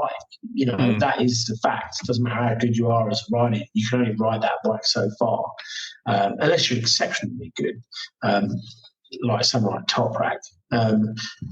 But in answer to the question, yeah, it can be frustrating at times if you know you've not quite got the package under you that you should have, or if someone's not doing their job properly, and they've forgotten to put the tyre warmers on at the right time, or forgotten to put the right amount of fuel in. Yeah, it can definitely be frustrating because you can only do so much as a rider. You can only give it your best shot and put 100% in and go out and ride. But that's from my point of view as a club racer, so to speak. Mm-hmm. But I have been around the professional racing paddock for a long time, and I can see the frustrations of other more professional riders. And when you sign for a team and you're promised the world and it doesn't happen, it can be very frustrating. Yeah, I bet. Especially if you feel like you're giving your all and you feel others aren't. Yeah, that must be. Because you want that. You want to go out and win, and if the bike's right, and it's in your head, then you'll go out and win. But if you know the bike's not right, if the team won't invest in, and give you the best package, there's a lot of teams out there that are in it purely for the money. So they'll talk and talk, and then the bike won't be anywhere near as good as what they told you it would be. I know quite a lot of riders that have ridden for teams. I had a friend from Australia who come over and was promised the earth, and the bike was just shit. It was just a shit package. So yeah, it can be very frustrating.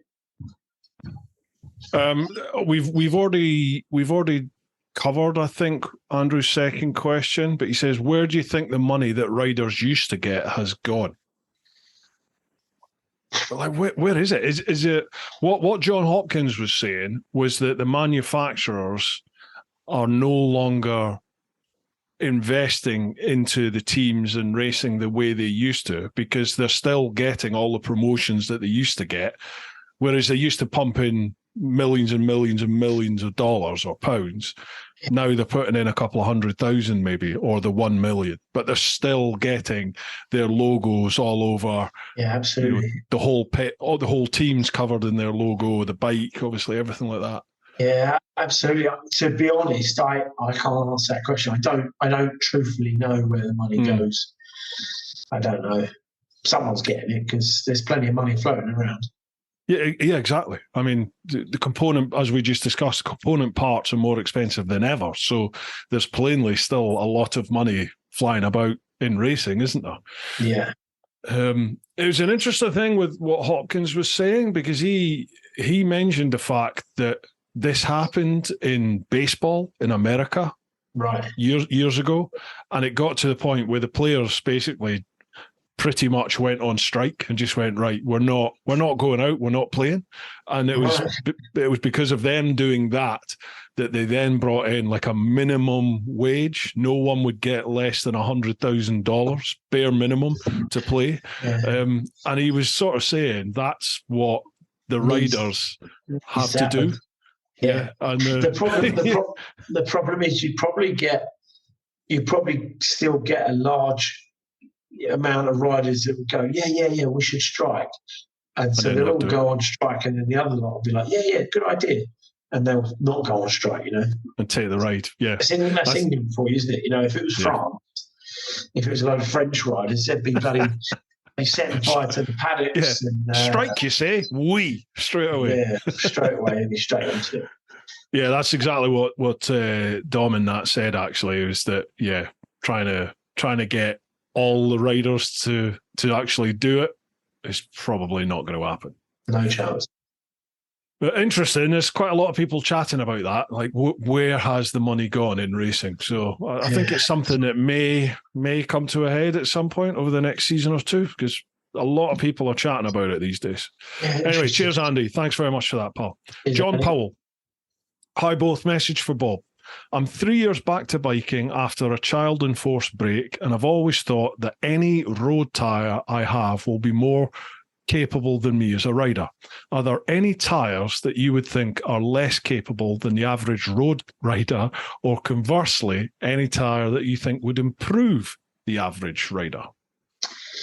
No, I think he's right. Pretty much every tyre on the market now is better than the majority of the riders that use them. I think that when you perhaps change from that lower level tyre to say one of the top tier brands, you then go, oh wow, this has got grip, this has got great feedback, this is giving me confidence.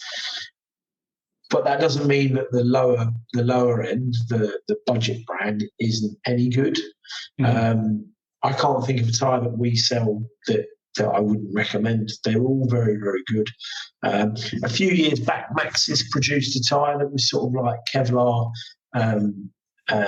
nylon based, and that was a bit of a shit tyre. But it was good. I mean, I liked it. It was good for drifting, and they were cheap. But they would catch you out and flick you over the bars every now and then on the way home from work with a bag of shopping in your backpack. But only if you weren't on the ball. But no, I can't think of anything that I wouldn't. There's nothing I'd say. Oh, don't try that. In terms of what would improve, what would improve your riding? Probably they're all very good. Bridgestone, Michelin, Pirelli, Metzler, Continental. They're all their top tier top tier tyres are all really good. They're all high mileage. They're all good in the wet. If you go for a sport touring tyre, they're all kind of good at everything. They're almost like idiot proof. It's hard to crash on them, dare I say. Yeah, I pretty much always go for sport touring tyres these days. I think I did a Ron Aslan day with Bridgestone, and he had was it the S21s or S20s or something he had on them. He was running sport tour tyres. Yeah, no, they ran T30s and T31s. That's right. Yeah, that's right. It was a T30 launch. That's what I was at. Yeah. I couldn't believe it. It was a sport touring tyre, and it was absolutely pissing down with rain outside. Yeah. And I remember a load of the journos turned up and weren't even changed. They were just, it's too wet to go out. We're not going out. And Ron Aslan just went, "What's this?" In his Derry boots. Yeah. And he went out and he was, spanking it down the back straight, and he on the deck at the end, flying round. It's just like, get your arses out. Yeah. So we went out on their bikes, and it was phenomenal what the tyres did. Absolutely incredible. So I actually went up there with Bridgestone as well, and I did. They put me on the Fireblade, and Kieran Clark was my instructor. Kieran I'd raced with some years before in the R6 Cup, and mate, it was so funny because it was a damp track, pretty much wet in half the track and damp in the rest, and we were just second gear out of every corner, pinging the clutch and just drifting sideways. We overtook the whole field, and when we come back in, all the other instructors are looking at me like, who's that? He's better than us. It's quite funny. We had a good day. I got told off for doing donuts in my M3 by the security guards. No way, not you, Bob. No way. Yeah, it's quite funny. It's quite a funny day out there. That's a shame, that, isn't it? That the school's gone. They were. It was a lot of fun.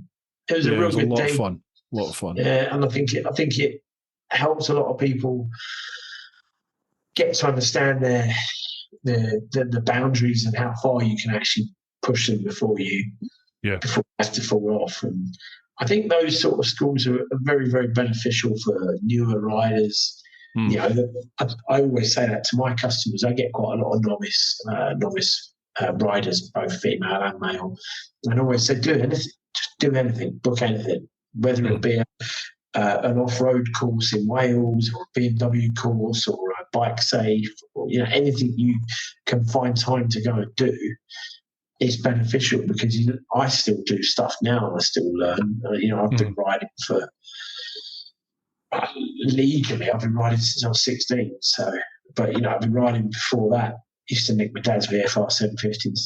That's another story. But just I'm still having. I have lessons now. I was out with Johnny Ray recently at a track day, following him round. McWilliams has given me a lot of help over the years. Dean Ellison, who's an ex-superbike rider, he's really, really clever at tuition. And I find tuition good. I'm not very academic, and I'm not a good learner, but I love getting tuition on a bike, because there's always someone that can say, "Did you know you're doing that? Why don't you do that? Why don't you try that? Have you thought about that? Oh, yeah, didn't think of that." So it's for anyone out there listening, definitely tuition's in any shape or form, for me, is a good idea. Even if it's only like a one-day course, you ought to pick something up. Do you learn best by watching somebody do something or being told how to do something? Both. Dean Ellison, for track tuition, Dean Ellison and both Dean and Mike Edwards. Mike's a bit old school. I was teammates with Mike at Spa Classic one year, which is a day and night race, like an endurance, but not 24 hour, but it goes into the darkness. And both of them use video, and both of them will sit down after you've been on track and show you the video and say, "Look at what you're doing there. Why are you doing that? Why don't you do that over there? Why are you braking there? Brake there. Look at that. Can you see that? That's where you should be doing that."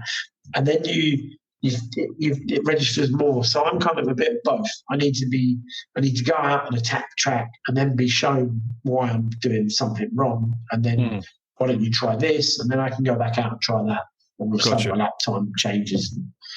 It's good trying to chase a lap time. I love chasing lap times. Always trying to better you. Trying to better yourself, aren't you? So what we do as humans is always try to be the best and try and improve whatever it is you're doing. Not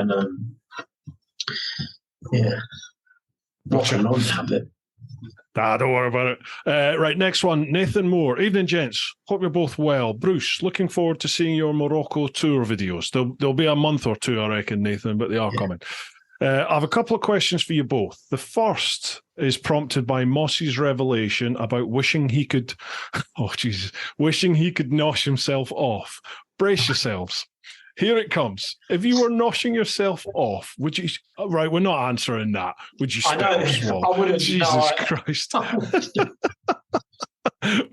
Right, second question. If you woke up as a woman one day, what's the first thing you would do? And would either of you manage to make it out the house? No, I wouldn't even get out of bed, I don't think.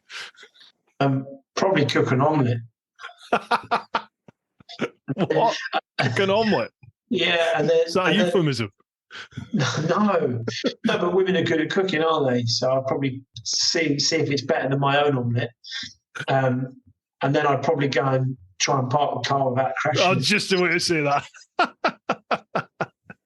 Right, that's that one. Thanks, Nathan. Cheers. Cheers, Nathan. Last one from the clan. Mutinous Mike. Evening, chaps. Hope you have a fad time in Morocco, Bruce. I did, mate. Thank you. My question, what is the oldest bike you've ever ridden? I grew up riding an old matchless G12 and a Triumph Tiger 90, and I loved them. Although I have a modern Tiger Sport 660, I still have a 78 Bonnie to satisfy my classic cravings. What are your feelings about classic bikes?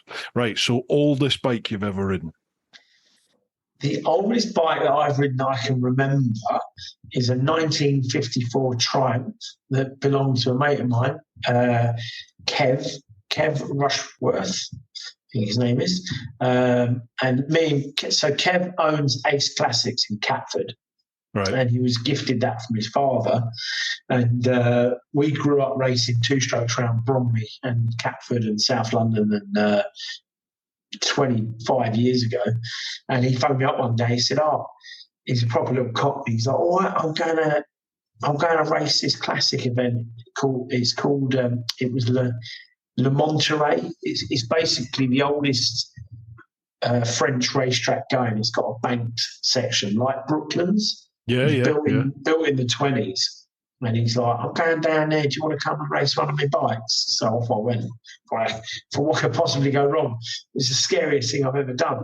Didn't have any brakes. He said, "I come in when you had no brakes." He went, "Oh, they only last a lap if you use them." I was like, "Oh, we can't find that race." So yeah, no, that was pretty scary. 1954 Triumph something. Couldn't tell you what it was. Fucking old. I've got a video on it. One of my mates, he and his dad are, God, you know, they're right into old stuff. They buy shitty old stuff and they do it all up. And his dad's got these 3 old bikes. He's got a Francis Barnett something. He's got a Matchless, and he had a BSA as well. I think the oldest were from 1930 odd, and the newest was 1950. So he said to me, come and do like a review vid of each of these bikes and just, you know, the starting procedure, because it's really intricate. Take them out and see what you think. So I took these 3 bikes out. I got to tell you, they weren't as bad as I thought they were going to be. Yeah, the brakes were, you know, you need some planning for sure. Yeah, I've just actually realised I rode a 1936 Mobilette the other day, but I don't know if that counts. What's that? A Mobilette? Well, it's like, I mean, I can show you if you want. Yeah.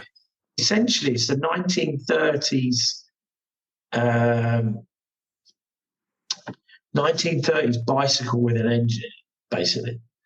But I'm sure I've got a video of me on it. I'll just see, because he sent it to me the other day. I'll be real quick. No worries, man.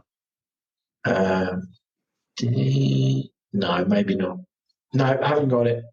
I'll have to dig it out. But yeah, it's got bicycle pedals and a little 2-stroke engine. And this customer just brought it in randomly on my day off and was like, "Get this working." So the boys booked it in. I was like, great. But we got it working. We got it running. And I found some website in the middle of nowhere. I don't even know where, but they sold the tyres. So we've got some white wall tyres for it. Got all new cables. Got it started. Got it running. And then we did have it for a while. I jokingly said to the boys at work, "I hope bloke still wants it. You know, I hope he's not dead." I wish I didn't say that. The poor bloke's dead. No. Yeah. Couldn't believe it. Bloody hell. Yeah. I phoned his mobile a couple of times. He didn't answer it. And I got text to say he's passed away. Oh, Jesus. Yeah. So he never got to see it running, bless him. Oh. But, and now I've got this Mobilette. I don't know what to do with it. It's going to be the new pet bike. Well, see, it hasn't got any brakes. The brakes work, but like you say, you've got a plan. You've got a plan for it. I don't know what they're worth. It's not mine, it's his. So I've got to politely ask the widow what she want to do with it. Yeah. Maybe she'll come and get it. I don't know. But yeah, that was a 1936 bike, so I don't know if that counts. But yeah, I think awkward situation. What was the other part of that question? Something about classic. Do you like? What are your feelings about? What are your feelings about classic bikes? Well, I mean, you race classics, but are they classics? Is he not talking about classics? Or yeah, I've raced some classics. I raced a lot of like air-cooled 70s and 80s Japanese bikes, Z1000s and stuff. They're fucking horrible. I mean, they're great. They're great, but they're just horrible. You can't feel your hands for 10 minutes if you've done an endurance stint on a Z1000 P&M. Why is that? From vibration? Yeah, just from vibration and from the heavy throttle cables and the carbs. And stuff. I raced an RC30 Honda a couple of times. That was fantastic. That's proper.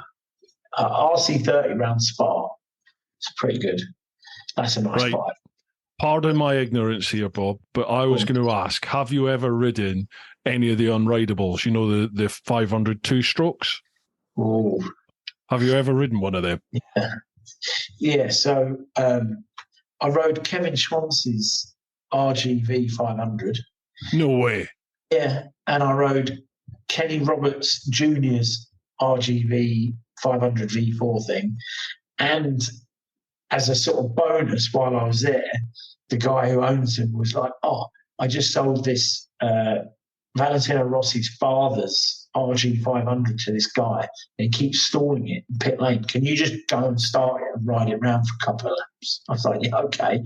That was a scary bike. Out of the three, this was at Estoril in 2019, just before COVID.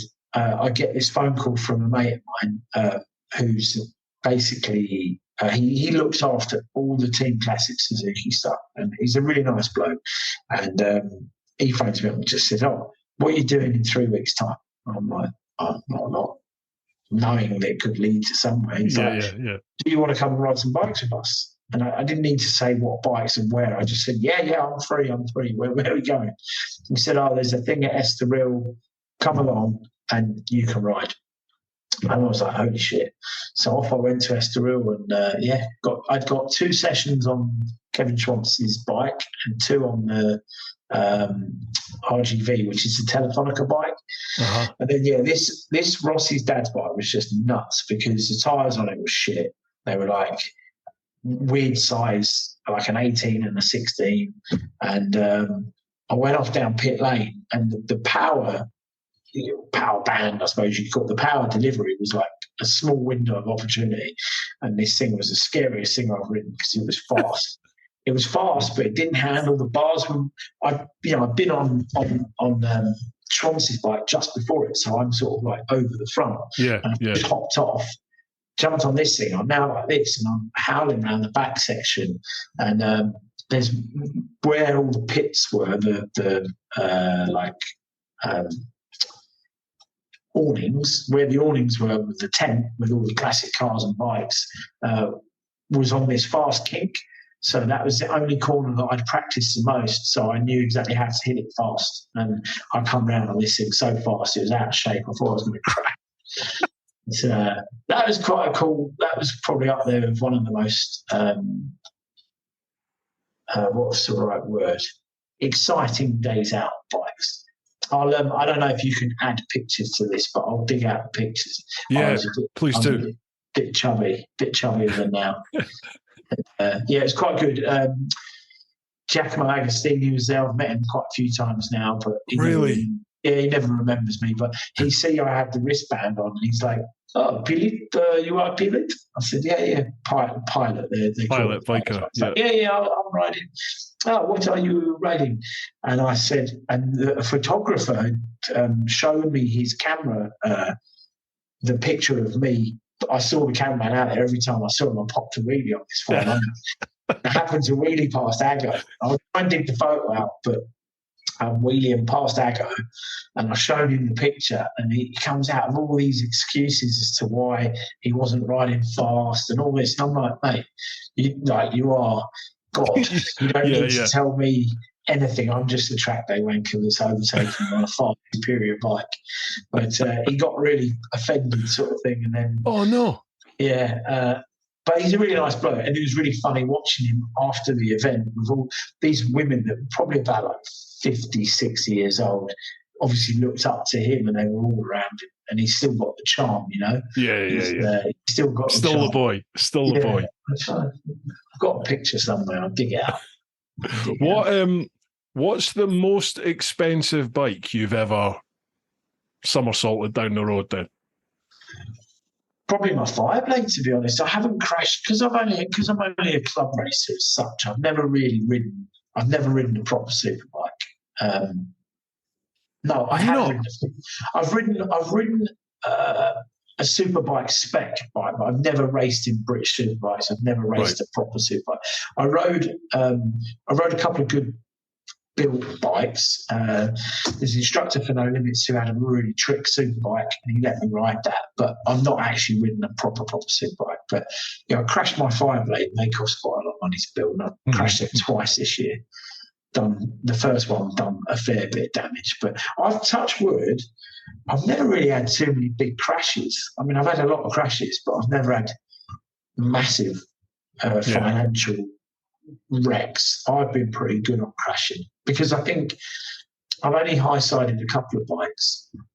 My blade was a recent one. I high-sided at Spa on a P&M, which had a carbon fibre tank. And the team, once they found out I was all right, because I was in the hospital for a bit, once I was back and all right, they were like, on the scooter, go up the woods. So I'm in the woods at like 2 a.m. with a head torch and a mag light looking for this carbon fibre tank. When I crashed, it like went flying into the woods, and it's like a 2.5 grand tank. I'm like, you can go and find that. I was like, punishment. Yeah, punishment. But no, I've been all right. I know mates have destroyed bikes, done some big damage, but luckily I've been all right. Touch wood. Yeah, I was just away to say, long may that continue, Paul. Right, so that's all the clan questions over on Patreon. Thank you very much, folks, for your questions. We've just got a couple over on the likes of Insta and Facebook. Are you all right for time, Bob? Yes, yeah. I'll just quickly get a drink. Yeah, of course, no problem at all. I'll be 2 seconds. Sorry to interrupt, folks. I will be quick. It is sponsor shout-out time. We are sponsored, as always, by Ultimate Add-ons. Bit of a blurb to read out for them. Ultimate Add-ons are the premium manufacturer of mobile phone and action camera mounting solutions for motorcycles, with a kit for any bike and a proven track record of creating products that keep your devices safe, secure, and easily accessible. The Ultimate Add-ons product range is ideal for any rider, from the commuter to the round-the-world adventurer. Why shell out on an expensive GPS system when you could use your smartphone, keeping it charged and within easy reach to take photos of your travels at the same time? Ultimate Add-ons waterproof, shockproof and dustproof tough cases are available for all flagship smartphone models and are designed by riders for riders. Find out why Ride Magazine gives Ultimate Add-ons their coveted Best Buy certification. Keep riding this winter with Ultimate Add-ons. It's all about the journey. Now, folks, if you head to ultimateaddons.com and use the code TeapotOne10, you'll get 10% off. I've got an affiliate link for them as well, which I'll leave down below. So if you listen to the podcast, check out the show notes. If you're watching the vid, have a look at the vid description. And obviously with the affiliate, I also make a slight commission off that. Costs you nothing more. So a massive thanks to Ultimate Add-ons. We are also sponsored by, as always, the Influencer Store. Influencer Store handle all my merch. You can see up there, I've got loads of hats, there's hoodies, there's all sorts of things. So if you head to TeapotOne.com, head to the shop, you can check out all the merchandise, and that is all handled by the folks over at the Influencer Store. The Influencer Store helps you build your brand, big or small, providing you with a solution and apparel. We help you to increase your fan base while supporting you with starting your own influencer clothing line with nothing more than just an idea or design, and there are no hidden costs. For more info, come check us out at theinfluencerstore.co.uk or drop us an email at online@influencerstore.co.uk for more information. Again, there'll be links down below, folks. Lastly, a big shout out to all of you over in the clan, over on Patreon. As always, folks, I keep saying this, but it is true. I literally could not do this full time without your support over there. So a huge, heartfelt thank you from me. If you'd like to go that extra mile and help support both the podcast and the main Teapot One vid channel, then head to patreon.com/TeapotOne. Again, links down below. A massive thanks to each and every one of you who's listening or watching the podcast. I love doing the podcast. I really do. And I love getting all the feedback from you, from all the various different guests that we've had. If you could be so kind, on whatever platform it is that you're listening or watching the podcast, if you're listening on Apple Podcast or Spotify in particular, you can rate the podcast on there. Obviously, a 5-star rating goes a long way to help boost the podcast up through the ranks. And if you're watching the video, just give it a like, give it a comment, and both video and audio. If you share that with everyone that you think might be interested, that would be a massive help. All right, folks, let's get back to it. Right, we're back in the room. Okay, so we'll head across to Facebook. So that's just facebook.com/TeapotOne. I'll leave your social links down below as well, if that's all right. Yeah, of course, yeah. As well as the ones for the shop as well, for FWR. So first one, Reperformance. One of the most naturally gifted bike racers I've ever seen. His bike control exceeds the majority of lads in BSB. Love racing with Bobby Baby. It's like trying to beat a cobra to death using your dick. Cool. Nice. Next one. That was someone, Reperformance. Oh, okay. Okay. He, know who that is? Yeah, Ricky Elder. That's Ricky Elder. He's a nice guy. He's about to twin turbo Top Rack's car. So I don't know if any of the listeners listen to an alternative podcaster, but on that podcast they're interviewing Top Rack recently, and Top Rack took Dom. Oh, Chasing the Racing. Yeah, gotcha. Yeah, so Chasing the Racing did interviewed Top Rack, and in that interview he starts talking about cars. And Top Rack, I would imagine he's fairly well paid. You'd think he'd have like an array of super duper cars, but he's got a Fast and Furious RX-7 twin turbo. He's got a Mackinnon Evo 7 or something like that, a 2008 V8 M3 with nothing done to it, and he's bought a V10 R8. And RE Performance, he's legendary. He's putting a twin turbo conversion on it. It's like 2,000 horsepower. So he's a nice guy. Ricky's a really nice guy. He's very, very clever. Makes big horsepower car engines, Lambos and twin turbo R8s and stuff. So if any of the listeners want to, get 2,000 horsepower out of their R8, give him a shout. Twin turbo for you. That's Reperformance. There you go. Check him out on Facebook. Why haven't you been on Chasing the Racing? I always thought you'd be a good guest on Chasing the Racing. I know Chrissy. I knew Chrissy really well. There you go. Yeah. I don't think. I don't know Dom. Never met Dom. I know the other fella that's on there. He's a nice lad. Whatever his name is. Well, they sort of share the co-hosting, don't they? He has different people on every now and then. But Joe, what's his name? Joe. Joe. Nice bloke. Sorry, so I've not met him. I was just listening to it today, actually. Sorry, folks. Give us 2 ticks. We'll find out for you because that's going to annoy us.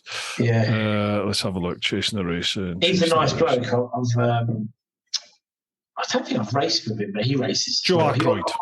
Ackroyd, yeah, he races for. He works for Triumph as a test rider with Billy McConnell and Richard Cooper, and pesky Peter Ward, who was in the R6 Cup with me. He's their main test rider now, I think. So why have I not been on there? Do you know what? I was holding out for Chasing Racing, and I got invited on a few podcasts. I said no, and then you invited me on here, and I thought, well, it's up there. Chasing Racing, TeapotOne. Here we are.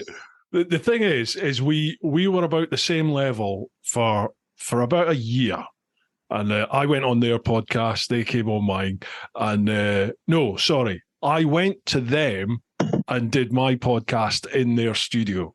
That's right. And then Chrissy was going to get me on his, and then obviously, sadly, he lost his life. But all of a sudden, they just went bang, and the podcast just took off. I think his sister, Grace, she took hold of everything, didn't she? And it just went up a level, even before Chrissy passed, sadly. But yeah, God, now they're flying. Jesus, amazing numbers they're getting. Yeah. Anyway, right, Dom, if you're listening, or Joe, get him on. Get him on. Yeah, they wouldn't want an old fat club racer on there. Yeah, they would. They would love your stories. Too high now. They would love your stories for sure. Yeah. Absolutely. Right. Cheers for that one, Reperformance. Roderick Bellington. Can you ask him if there's any chance of getting a tow around Brands on Monday so I can win novice group? Which Monday? Would you do something like tuition? Would you do that? Well, do you know what? I've been asked quite a lot, and whenever I have held, it's normally ended in the person. Sorry, it's normally resulted in the person wishing to have the tuition. They've normally ended up in the gravel. Right. So I'm probably the worst instructor out there. Why is that then? Why do you think that is? Why do you think? Are they pushing themselves too much? Where do you brake, Bob? Yeah, where do you brake, Bob? I brake at 1.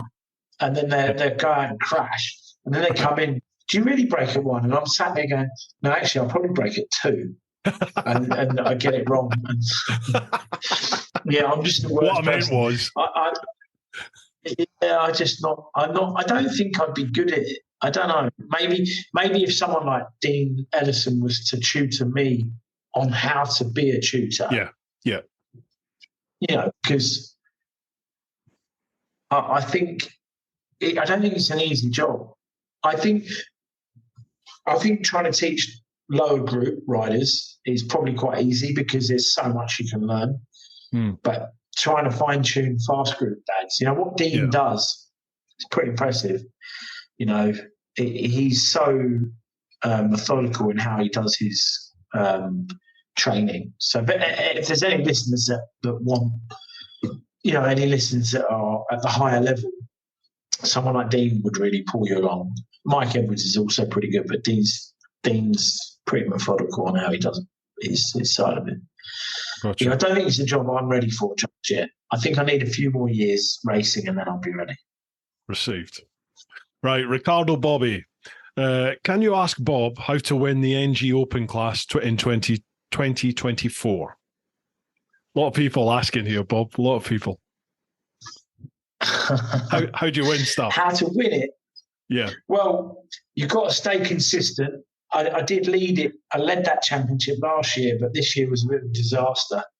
But you've got to be consistent and you've got to show up at every round. That's about it. Simple as that. Don't crash at the first round like I did and wreck your bike. And then don't crash at the second round and wreck your body like I did. That is the key. Get hurt. A war of attrition. If you do crash at round 2 like I did, go and see Somerset Health Practice. They're very good. Who's that? Is that like the link below? Link below. He's getting into this. You'll be an influencer before you know it, Bob. Yeah, no, they're really good people actually. When I spanned myself recently at Castle Combe, I stayed with some really good friends in Glastonbury.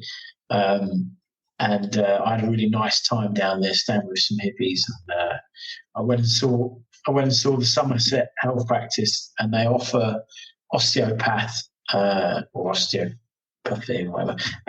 But he's got oxygen chambers. Yeah. So you get in these compressed air tanks and suck oxygen, and it helps your blood and whatnot. And then they have laser machines to help bone growth. So I had lasers on my foot 3 days a week, twice a day, and I did that for 2 weeks. So that's pretty good. Certainly helped with my movement. It got my movement back. Yeah, it's quite good. I also had some special oil from a local hippie. Yeah. It's pretty good. Help with the pain relief. A lot of food and cake. Yeah, help with the pain relief, and I ate a lot of cakes after that. Yeah, made me. I ate a lot of quavers for some reason. Not sure what's going on. Right, across to Facebook. Sorry, across to Facebook, facebook.com/TeapotOne. First one, Paul Scott. I saw him at Brands Hatch on Friday. Well, I actually gave him a girly wave as he drove past me in the paddock. I'd like to know, what's the most horrendous bike he's had brought into FWR? Oh, and I want to hear everything about the Saturday boy. He's going to be huge. Right, yeah, we'll get to Casey in a second. So, worst bike you've ever had brought into FWR? Worst bike this year or worst bike? You know, we get some shocking things in. It always makes me laugh, mate. Every time I come into your shop, you're still like, you're never going to guess what we added. What people have brought in. It's just it's unbelievable that some people would just, it's just unbelievable. I'm trying to think. There's been a lot, but the one that springs to mind. My memory is not great, so I bang my head so much. But one thing that springs to mind, we used to have a tray on the counter with just stuff that was fucked from people's bikes that we took off. Yep. But I'll never forget the guy come in and said, "My brakes don't work," and when I went out, you won't believe this. There was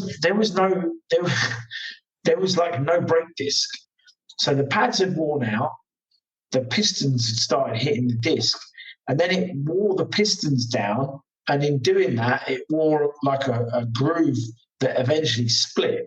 So if you imagine the disc, I'm not very good at art, but imagine that's normally solid. Oh, sorry. Imagine that bit is normally solid. Yeah. Well, it was hollow. It was just hollow. There's just no disc. Just literally held on by the bobbins, but there was nothing in the middle. It was just, I was just God. Like, fucking hell. But we've seen that. Like, I've seen the pistons go through the pad quite a bit. That's quite common, like more than you'd think. Jesus. Sprockets without teeth. Sprockets without teeth is quite common. Yeah. We've got a functioning heroin addict, and I'm pretty sure he won't be listening to this. And I very recently picked his bike up because he'd filled it with diesel and it wouldn't start. Because it wouldn't start, he thought he'd run it out of oil, so he put 5 litres of oil in it, but it already had like an engine full of oil. 5 litres into like a 4 litre capacity. So we've now got 9 litres of oil in the engine, which is filled up into the airbox and everywhere else. So we eventually cleared all that out and replaced the plugs. And then the boys was like, "It smells like diesel." So I phoned him. I said, "Have you put diesel in this?" And he's like, "Oh no, man, no, I can't have done that." I was like, "Mate, you put diesel in it." And then he's like freaking out, but he's just a complete lunatic. I shouldn't be talking about customers, but pretty sure he won't mind. But he's just always off his head. He's just always off his head. He brought it down recently because he'd lost all the nuts. So he was like, "Oh, I took the bodywork off to clean it, man. I've lost all the nuts." So we had to spend like 100 quid on bolts and bits and pieces from BMW to put all his panels back on. But we get quite a lot of different stuff, interesting stuff. Have you still got that tray? The tray of bits? No, I had a tray of shame. I had a tidy up. We weighed it in with a scrap man. Fair enough. Right, so Saturday boy, Casey. He's no longer a Saturday boy. He's special. Yeah, he's very special. Yeah, he's a fast little lad. He's definitely got the talent to be MotoGP. I mean, I keep reminding his father. So, I mean, his father doesn't need reminding. His father knows he's talented, but. I raced the R6 Cup, and I've said it about 5 million times, but I raced the R6 Cup with Tommy Hill, Cal Crutchlow, and a few of these other lads. Cal Crutchlow, everyone knows, he's gone on to be MotoGP, and Tommy Hill went on to be BSB. Tommy Hill and Cal Crutchlow were like 16, 17 when they were in the R6 Cup and doing really well at their job, if you like, or racing. Their talent was that they were fast on bikes. They had racecraft and they were quick. I know it's a change of times and a change of guard and all the rest of it, but age 14 in Spain, in Jerez, cases on my Fireblade, which is 210 horsepower, and he's wheel spinning it sideways out of corners, elbows down. Those boys weren't doing that at 17. Yeah. He was 14. He's 16 in 2 weeks' time. He had a special dispensation to race at the weekend at No Limits. And some of your followers may have seen this, but he did the No Limits Endurance, in which they won the class, and he did the sprint races. The first race he high-sided because the tyre was cold, not his fault. The team didn't have the tyre warm on for very long. He knew about it, but, the tyre's cold and it flicks you off. That's not always your fault. Anyway, he then went out and they won the Super Sport 600 class for endurance. And then Sunday morning, he had to start back of the grid. He's 15. I mean, he's 16 in a couple of weeks, but he's 15. He's on a 600 Super Sport Triumph 675. He made his way from the back of the grid to the front. The whole the team was all talking before the race, and I had a quiet word with him. I don't know if he was even listening because he's got no attention span. But I said to him, "You've got to push." And bear in mind, he crashed on the first lap the day before. I said, forget about that. You've got to push because you will get to the front within 3 laps if you push. So just push. I'm not saying he did well with me, but that was my advice. He probably had advice from his dad and other people. But he pushed on. He was lapping a second quicker than the leader for the whole race. And he caught the leader on the last lap, 2 laps to go, and he passed the leader and he beat him. And his lap times were the bike came from a BSB team from last year, and his lap time matched the rider that was riding it that year. So his lap times opened a few eyes. Is that right? Like a few people took notice of his lap times. Yeah. Well, I had phone calls from people in the right places just saying, "Oh, I saw the race results, I saw the lap times, and all the rest of it." But I mean, prior to this is a new thing. He's sort of the MotoGP, Moto3 is where most kids want to end up. So to get to there, you need to win whatever you can in Britain, and he won the British Talent Cup. And if you win the British Talent Cup, there is a chance that you can get invited to the Red Bull Talent Cup, which is the best riders from around the world paid for by Red Bull to race KTMs at MotoGP. So he's been in that. He's had some podiums in that. And that's been pretty good. On the side of that, he's been racing in European Talent Cup. He was racing for Michael Lavity's squad, and that sort of came to a bit of an end. And he's now riding for a Spanish team, and he's had 2 podiums, both second places. One of them, the first one, was from back of the grid again. So he's racing at a high level already, but I've had a chat with his father and stuff, and it could be that he misses Moto3 because the age limit has been upped. So you can't actually get into it now at his age. So they're trying to sort of push all the age limits back. Right. And I think he'll be too big, and it would almost waste a couple of seasons by holding back in these lower classes to go that route. So another way to go would be a bit risky, but to pull out of that series and head off down the 4-stroke 600 Supersport class. So you could race in Britain and you can race in Spain at his age with a view to going to Moto2 in the future, and then from Moto2 to MotoGP. A bit like Sam Rose and Jake Dixon and Rory Skinner. They've all gone down that route. Lowe's and Skinner went Supersport and Superbike and back to Moto2. So, yeah, he's a special kid. He's really good. I've been riding pit bikes from the age of 10. And when I say riding, I mean with his father's permission, giving him hell on track at age 10 when I was a bit younger, and we were a similar speed that year. And now he kicks my ass. So I don't even go mini. The last time I rode a mini bike, I got concussion. So I didn't go on the fucking thing. Every time I go on it, I get hurt. So I don't ride. I ride with him, and I ride with another kid, Harry.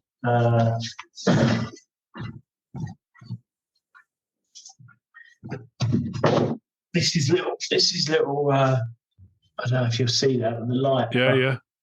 That's Harry and Casey. That's down at Croydon. We used to go down at Croydon, and Croydon's a bit dangerous, but little go-kart tracks, just riding mini bikes and knocking lumps out of them. But yeah, like I say, when Casey won the Talent Cup, I built a CBR 600 2003, cheap as you like, £1,000, took it to Spain, and off Casey went riding that. We entered a Spanish race. He finished 10th against a field of European Spanish kids on 2022 R6s with 140 brake horsepower and traction control. Jesus, and wow.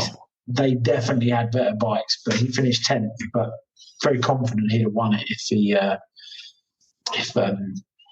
had a better bike. But yeah, that same trip, the Honda, the barn find, we called it the barn find, that broke down, and I was quite embarrassed because there's a group of English lads all out the garage kind of looking at. I felt embarrassed, so I just said to Casey, take the Fireblade. So he grabbed the Fireblade, and I said, I'll join you in a minute. And I went out on the GSXR. I've got a GSXR 1000 that's in the mate's garage, but I chased after him. He'd already had a lap, and I saw him coming along, so I come out pit lane, followed him, and the speed he went down the back straight. I mean, anyone watching who does track days, if you see another 1,000 on track, you're normally like, you'd be like down, Mate, he was just gone, and I was like, fuck. So I had to catch him to try and slow him down because I was kind of worried. He's 14 on a 210 horsepower on a Fireblade. On a 210 horsepower race Fireblade, 14. And I think back to when I was 14, I was 14 riding a BMX around Romford Skate Park, and going down Brixton Bowls. That was me. But yeah, so I caught him and slowed him down. And there's a small part of this story I should probably mention. So the Friday night of this track day in Jerez, this fella, Tony, Northerner, he said, I seen your Facebook post, Bob. I don't think it's right. He's 14. He shouldn't be on a fucking Fireblade. It's not right. And he was good friends with McWilliams. He was paying for tuition. And he said, what do you think, Jeremy? And Jeremy was like, yeah, he is quite young. And I was like, look, I've ridden mini bikes with him for a few years. He can ride a bike. And they were all like. So anyway, fast forward. So I've got in front of him and said, slow down. And he slowed down. So we're now going around. I'm looking at my lap time. We're not going slowly. And as I come down the back straight, I noticed the guy that was sort of complaining about Casey's being on a 600 and Jeremy Williams. So I look over my shoulder to sort of say to Casey, like, go on, have them. As I look round, he'd already decided he was going to have them anyway. So he's passed me, and he's passed both of these into the left-hander at Jerez. I think it's turn 8. And he's pinned it. And bearing in mind, he's never ridden the bike before that. He's only done 5 laps. And I had the slide control set to about 30%. And he just literally pinned it and just had this thing drifting around this big left-hander. And, wow. Yeah, it was impressive. And he's 14. I mean, he weighed like 40 kilos. So we get back to the garage, and I get off the bike, and everyone's laughing and cheering and clapping, and because the whole of pit lane had kind of come out. It was like the last session of the day, and they'd all come out and watching what was going on because it wasn't decided. It was a last minute thing. I was embarrassed that the bike I built him had stopped working. And yeah, I looked at Jeremy, and Jeremy looked at me with a real sort of wry smile, and he was just like, he's got some talent. So for McWilliams, MotoGP style, to say he's got some talent. And he meant it. It wasn't like, it wasn't being polite. Yeah. He's got talent. And since then, we've done quite a lot more stuff together. And he was out in Spain start of this year, and was lapping quicker than there was a load of BSB riders over at Andalusia. Not on super bikes, they were on hybrids. So some were on road bikes, some were on kind of super stock bikes, but not really. But I won't say who they were because they probably won't appreciate it. But there was some very well-known BSB lads there, and I watched Casey go around the outside of 3 of them with his elbow on the deck, leaving a big black line with the front tyre. And he was a young 15 at that point. So, like I say, watching Crutchlow and Tommy Hill and that at their age, they were never like this. So I think if the door's open, if the right door's open, we're looking at the next big thing. Definitely, I've said it to lots of people, and they can relate to it. So sounds like you might need a manager, Bob. Someone with a knowledge of the industry and connections. Not me. You don't think? Not me. No, I'm not ready for that kind of job. But I have someone in mind who could probably do the job, but he didn't want to do it when I asked him last time. He was Lewis Hamilton's manager for 10 years and a real good guy, and he's into bikes, but he doesn't like the idea of looking after a kid if something goes wrong. So, yeah, big responsibility. A big responsibility, yeah. But I think Casey's young enough to not have a manager at this point. Interesting, man. Wow. But I think moving forward, at some point, he probably will need a manager. Yeah. Well, watch the space, folks. What's Casey's surname? Casey O'Gorman. Casey O'Gorman. Right, folks. Keep your eyes peeled for that name. Yeah. Oh, he's on Instagram as Cog Racing is his Instagram name. Cog Racing. Yeah. I think I follow him already, actually. Casey O'Gorman. I think I follow him already.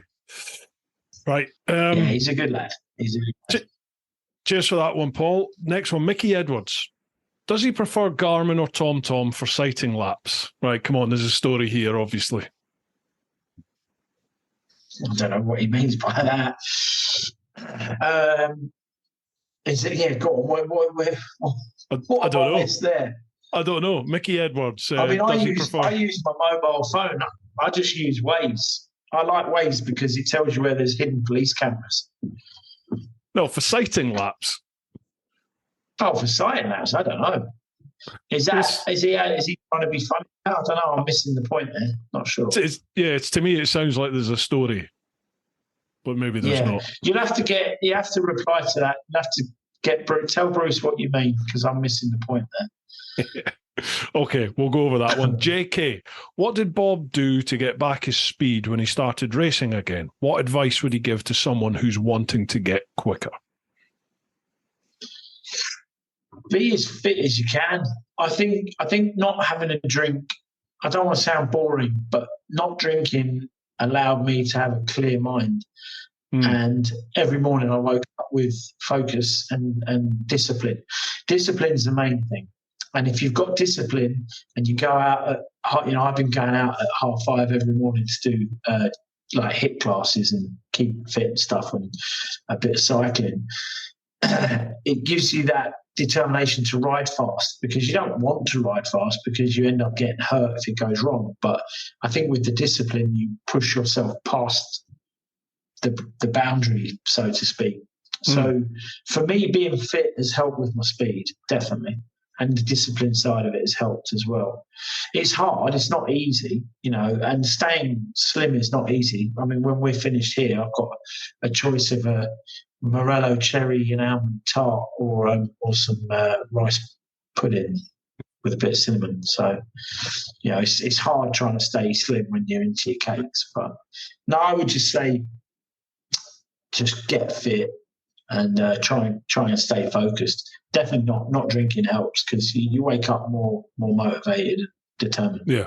Mindset, focused mindset. Yeah, definitely helps. It's one of these things, isn't it? It's very easy to say, but as you said, it's a totally different kettle of fish to actually put that mindset and drive and focus into practice and get your ass up every morning to go and train before work. And as you said, watch what you're eating and your diet. Hence why I'm 20 and a bit stone. And you're not. But it's time. There's always time yet, Bruce. Yes. No, true. And I've got the old rowing machine in the garage and I sort of row 3 to 5 times a week and I do feel a massive, I feel a big difference in just my well, it's a buzzword these days, but my mental health, like how I feel just about everything, how I feel about work, how I feel about myself, how I feel about life. If I just go out and do 20 minutes, half hour on the rower, once you've done it, you feel like, okay, I've achieved something today already, tick. Let's crack on with the day. When I don't do it, I sit there and think, you fat piece of shit. You can't even do 20 minutes on a fucking bike. What's wrong with you? And it's, Yeah, and I definitely agree. It's it's definitely good to have that strong mindset, because if you can achieve that, then why can't you achieve winning the club race? Yeah. I mean, I did pretty yeah. crap at the Well, yeah, exactly that. I had a bit of a flu bug this weekend, and I didn't do very well. I mean, the classic bike broke down, but the modern bike, I wasn't very well prepared, and I basically didn't get a very good result. And I beat myself up about it. But then when I sat and thought about it afterwards, I had hardly any sleep that week. And in fact, Sunday night, I slept all night for 10 hours, which is unlike me. And then I stayed in bed most of yesterday and slept through the day. And then I had another 10 hours last night. So I think you've got to be fully fit and fully focused. And if your mindset's correct, then you can push the boundaries to get that speed back. But also, I suppose, time on the bike as well helps. You can't just turn up at a club race having not ridden for a while and expect to go and do well. You definitely got to kind of be disciplined in that sense. I mean, mini bikes help, although I seem to get really hurt when I ride it. But they used to be my go-to for winter training and stuff. But I don't know what I'm going to do this winter, but it ain't going to be mini bikes. I need to figure that out. Are you not one of these that does all this off-road bollocks? Well, I used to, but I got fucked off with it all. And I had trials bikes for years. They're really good. Yeah. I love a trial bike. But going back to your newfound excitement of going to Morocco, I go to Spain once a year and I see Lyndon at Toro Trail, link in the bottom. And I love doing that. We do that like once a year. Me and my mates will go out to Malaga and do a Toro Trail. And he's a nice guy. He's a good guy, and he's not afraid of us smashing the bikes up. And I took Lee Bowers out there once. In fact, I took Matt the Copper, and I took Lee Bowers. I don't know if you guys know Lee Bowers, but I know the name, but I don't know him. I don't know him personally. He's pretty much the best stunt rider in the UK, basically. And I told Lyndon that I'm bringing one mate. There was 10 of us. I said, everyone's really experienced, pretty good riders. There's one guy who's he's kind of only ridden a little bit. He's never really ridden off-road, which was Lee Bowers. But Lee Bowers is shit hot. So we didn't tell Lyndon that. So we pulled out the compound. I say, have you been to Malaga? You've been to his compound? Yeah. We pull out the compound out the gates. And the first thing Lee does is all the way down that twisty road on the back wheel. We get to the end. Lyndon looks round and he goes past Lyndon, scraping the little number plate, and then just does like 4 circles in the road and stops. And Lyndon's just like looking around. He's like, "Where's Bob? Where's Bob?" And he's like, "What the fuck's this about, pal?" In his funny northern accent. Yeah. But yeah, Lyndon's great. If anyone wants to do a bit of enduro, this is no plug for Lyndon, but genuinely, I'm happy. I sold my enduro bikes and I just go and do a Toro Trail once a year. I haven't been I think I went last year. I haven't been this year, but I've been like every year for a few years. I just do one. And one a year with him is pretty cool. Have you met Alex, one of his new instructors? Yeah, he's a fucking lunatic.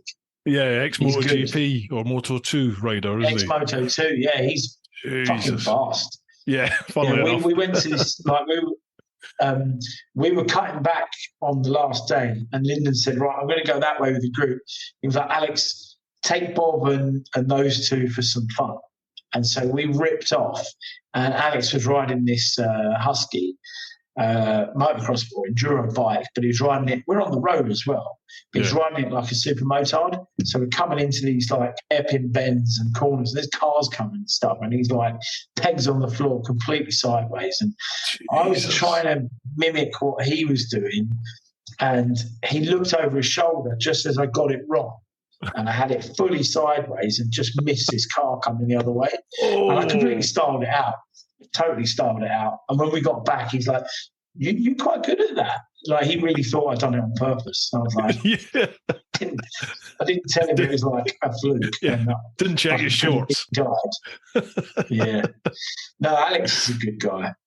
But yeah, the year we went with a big group of us with Lee, Matt the Copper. I mean, I thought Matt would be really good because he was, king of Hendon bike training at Met Police. The poor fucker. He was black and blue from top to bottom. Was he? Honest to God. Oh, mate. He looked like a Coca-Cola ice pump, them big brown things. He was just battered. He absolutely destroyed the bikes. He had so many crashes. He come past me and Lee. Me and Lee were having a drink, and he come past doing a wheelie. And we went past like that, and he come back, and Lee being Lee, Matt was like, that was pretty good, wasn't it? And Lee was like, yeah, mate, yeah, you really had it. I thought you were going to scrape the back there. That was really good. Do it again. And Matt was like, yeah, all right. And then he just flipped it. Come past, flipped it, third gear, ripped all his ass, completely destroyed the clothing that they provide for free. And then on the final day, he was trying to copy one of our big mates, a big South African, Paul, and he was trying to use we were on a fire road, so we're all drifting up and down this fire road. It's got kind of like banked sides. Yeah. And Paul overtook me and used one of the sides as a berm and sort of went, rah, and off he went. And Matt did the same, but without the technique, and he just completely high-sided the bike and just destroyed himself. He had cuts all up his arms. Absolutely destroyed it, but he only had to pay about 50 quid to Lyndon, after destroying the kit and the bike. It's definitely worth a visit if anyone's out there and wants a bit of a weekend with the lads on bikes. It is a good gig off. 100%. Yeah, obviously I think off-road's bollocks, but I have to say I did start to enjoy it towards the tail end of the Morocco trip. It was like, I'm starting to understand why people enjoy some of this. It's like, okay, it's a bit of a giggle. Yeah. Different doing it on the big GSs to the Husky 350s, obviously. Oh, I bet. When are you back out there? Because I think someone told me when you're out there you like to write on the back of vans and stuff. Who told you that? Who told you that? What did you put on the back of a van? I drew on the back of Lyndon's van in the dust. I left a little small rocket ship caricature, if you know what I mean. And are you one of them? And Lyndon is like, I'll get you back. I'm like, Jesus, I think I'm getting you back for every time he's told me we're not going off-road, and then I end up off-road with him. It's just like, little rockets. Yeah, a little rocket ship like that. Yeah. He didn't really see the funny side. Especially he's not got a sense of humour. Did he have a sense of humour failure? No. He was all right. But he's mentioned it a lot, which makes me think he's going to get his revenge in quite a spectacular fashion one day. And he'll keep that. I might not see him for a year or two, but he'll keep that for sure. And it'll come back to bite him. Did he... one of the times we went out there, Frank got very, very drunk. I lost a set of brand new Oakley sunglasses I bought at Gatwick that day. We'd been out on the piss and been out for dinner, and I was terribly drunk. We got in at about 5 in the morning, me and Lee Bowers, to wake up at 6 by Lyndon. He's a bit of a rock star, isn't he? He plays the guitar. Mm-hmm. Has he played anything for you? He woke us up the last day of the trip. Yeah, he woke us up playing. I think it was a bit of it was AC/DC. I think he woke us up to AC/DC or Metallica. Yeah. Yeah. Here's a random pretty special, one. Isn't it? It's a good way to end the trip. Oh, definitely. Here's a random one. We're in Fez in Morocco, and we're staying in this really posh Swiss hotel. We're gonna go out and go to the Medina. You know, the ancient Medina in the middle of Fez. Don't know if you know. It's like the original walled city that's still there. But anyway, we're sat there, and you could get beer in this hotel, even though Morocco's a dry country. You can get beer every now and then. Beer and teapot. Yeah, exactly. So we're there having some beers, and these local lads came out, and like they brought a couple of guitars and the old box that you use a drum you tap on. And Lyndon said, "Do you know any Metallica?" And one of the guitar guys just sort of nodded and smiled. And he's playing on a classic Spanish guitar, and he played, is it One? The Metallica song, One? He played it from start to finish, and it was mint. It was amazing. Like, Lyndon's a bit That's of a about machine. 10 minutes, isn't it? Yeah. And Lyndon was just like gobsmacked. He was like, that's a hard song to play, and he's playing it on a classic guitar. So, it was pretty amazing to hear. Yeah. Anyway, we've digressed quite a bit there. Last couple of questions, mate. And then sorry, boys. You've got your evening back. John Elvidge, isn't he sponsoring Le Monde Racing with Matt Wetherill? Oh, is that FWR, I take it? Is FWR sponsoring? Yeah, sort of. Essentially, when Matt started out in his endurance campaign, he was working for FWR. So I think he did it to gain a bit of notoriety. So he called himself FWR 600 Race Team. Right. And then the following year, his friend had been sponsoring him. So he called it Lemonade. What's it? Le Monde Racing. Yeah. Le Monde Racing. So he disappeared the FWR. But okay. I still do him. He still gets stuff at cost if ever he needs it. So, he's Le Monde now. And I think Le Monde make components for robots. Right. Randomly. Okay. So for all your robotic needs, give Le Monde a call. Diplomatically put. I like that. Colin Bishaw. Does he still support Slovakia football team? Funny story. He might not want to tell you. It's bike related. Is this another Frank story, Bob? No. He was obviously in... Oh, God. Colin Bishaw. Now, Colin Bishaw has had had a €50 note in his wallet the whole time I've done European track days with him. And I think he's probably still got it in there. But Colin Bishaw was at the track event in Slovakia when I was there. So he's probably referring to my disappearance from the track day for 3 days. This is the being relieved of your liberty for a short period of time. Yeah. Okay. Colin Bishaw very kindly, because when I came out of prison in Slovakia, I got a Slovakian driving ban, and I also got a Slovakian suspended prison sentence, which meant if I drove in Slovakia, I'd go to prison for 3 years. So I phoned Colin and I said, "Where are you?" He said, we are at Vienna. Vienna. We're staying in Vienna to get the flight tomorrow. And I said, I was meant to be with them. So I said to him, I had to explain the situation. I said, you have to come back and get me. I'd do it for you. So luckily, very kindly, thank you, Colin, they came back and rescued me from the courthouse, so to speak. He came from Vienna to Slovakia. So we were all doing the track day in Slovakia, and then I disappeared. Yeah. They thought I got bored. I don't know what they thought. Yeah. They then went back to Vienna to go home the following morning. Yeah. And I phoned them and said, look, I've got a hire car here, but I can't drive it. I need one of you to drive another person back to here to get in the car and drive it back to there for me. Yeah. So they had a 6-hour journey that day. So they'd done 2 hours to Vienna, and they were just having a pint when I phoned and said, right, 2 of you need to come back. That was another 2 hours back. And then all 3 of us drove back up again. So 6 hours in the car. So I guess he Yeah, he's done me a bit of a favour. So I'm Good going to owe you solid a lad bit by for the that, sound of Colin. it. Yeah, nice one, Cole. Nice Yeah, he's always he's the first one out the cab and he's the last one to the bar. one.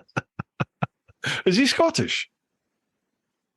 I tell you what, Colin Beeshaw is the tightest person I know. But he did do that And for you.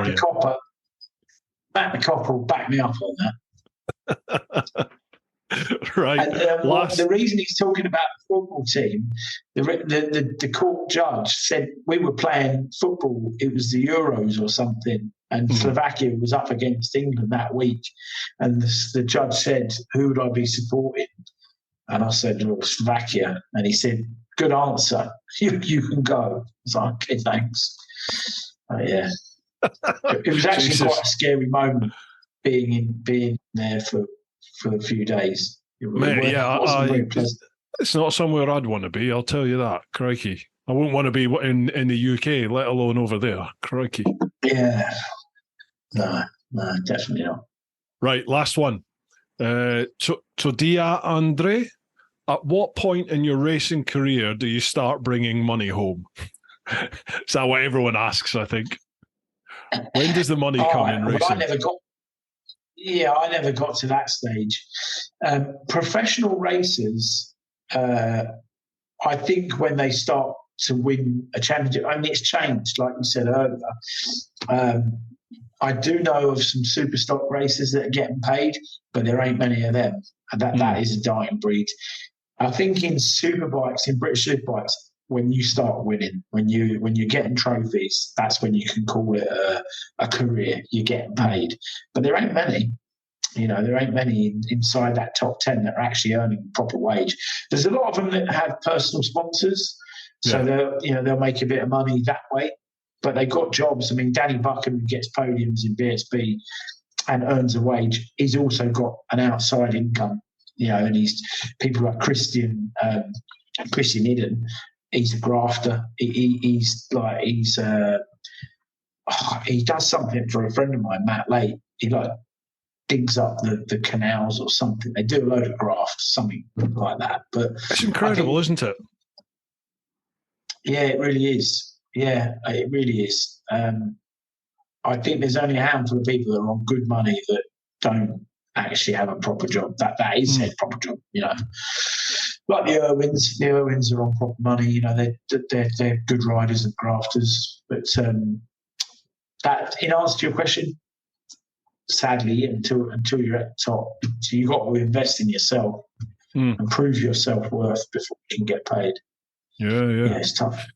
Be interested to see what lies ahead in the next sort of 5 years, decade or two in racing, because surely it has to change. Surely, you think so? A degree of the money has to return to the riders, because without them, I know it's a team effort and everything, but without the riders putting it all on the line, it's not going to happen, is it? So surely they deserve some just rewards for that.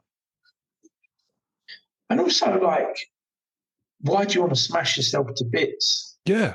Or risk smashing yourself to bits? Yeah. For nothing.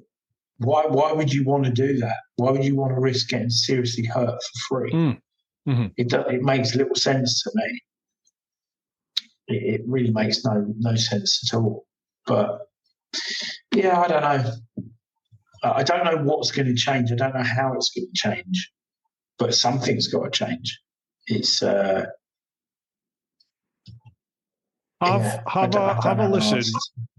a listen to that Chasing the Racing episode with John Hopkins. It's toward the end of the first episode. The other day, actually. Yeah, it's quite interesting to hear his thoughts on it. I'll have a listen to that. I felt quite sad for John because I've been a big fan of John since. Do you remember the videos that what's the guy called? Obi-Wan Kenobi. Ewan McGregor. He's in Trainspotting. Yeah, Ewan McGregor. Faster, he narrated those. Yeah. Yeah, those. Yeah. So I've been a fan of Hopkins since back then. and I've met him a few times. I've got a wicked picture. I'll try and send you some pictures over. There's a picture of my 2006. I had my two best mates, the two stoners that used to drive me around. They were dressed up as Blues Brothers. And the year that I won the BSB title, Hopkins was there doing demo laps on the MotoGP bike at Brands. Yeah. And he came to them and was like, "Can I have a photo from my MySpace page?"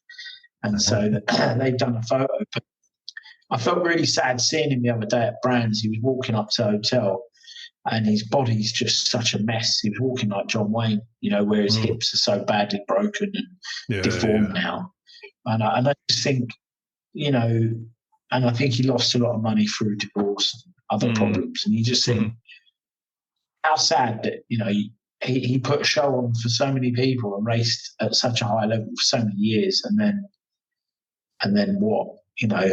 He's just a buckled up ex-racer. It's a really good podcast. They've only published the first part. There's part 2 still to come, but it's well worth listening to, folks, for sure. Really is. The John Hopkins episode, the latest one. Yeah, it is good. Yeah. Right, dude. That is us. We've gone through all the questions. Okay. Nearly 3 hours. Cool. Wow. Well, I should go and have my my Morello cherry and almond tart. You live a rock star life, don't you? Well, I'm not. I'm supposed to be at the gym at 5:30 tomorrow, but I'm still really under the weather. I've got a bunged up nose. I don't know if you can hear that, and I've got a horrible throat. So tomorrow I'm off to Kawasaki to drop off another project that's coming along nicely. That will be something I'll be on my Facebook in the near future. Excellent. But it's a very fast bike, and I'll be looking forward to sharing that on Facebook soon. Fantastic. Right, folks, I'll leave Bob links down below, his personal ones for his racing, and obviously FWR one for the business. So if you in need of some tyres anywhere in the UK, make sure you check them out. And if you need some work done on your bike and you're London based, again, check FWR out. Links all down below. I'm always welcome to messages and that. I'm always happy to reply. I get quite a lot of messages regarding racing and work-related questions and stuff, so I'm always happy to reply. I'm pretty good at replying. So, thanks for your time, Bruce. It's been good. Nice to catch up after all these years properly. Definitely. It's been nice to hear your story, mate. All right, mate. No worries. We take care. All right, thanks for listening, guys. No worries. I'll pop in the shop soon and get some tyres off you. Yeah, no worries, mate. Take care. Cheers. Look after yourself. Right, folks, hope you've enjoyed this one. Keep doing your thing. Get on out there whenever you can. But most importantly, live your life.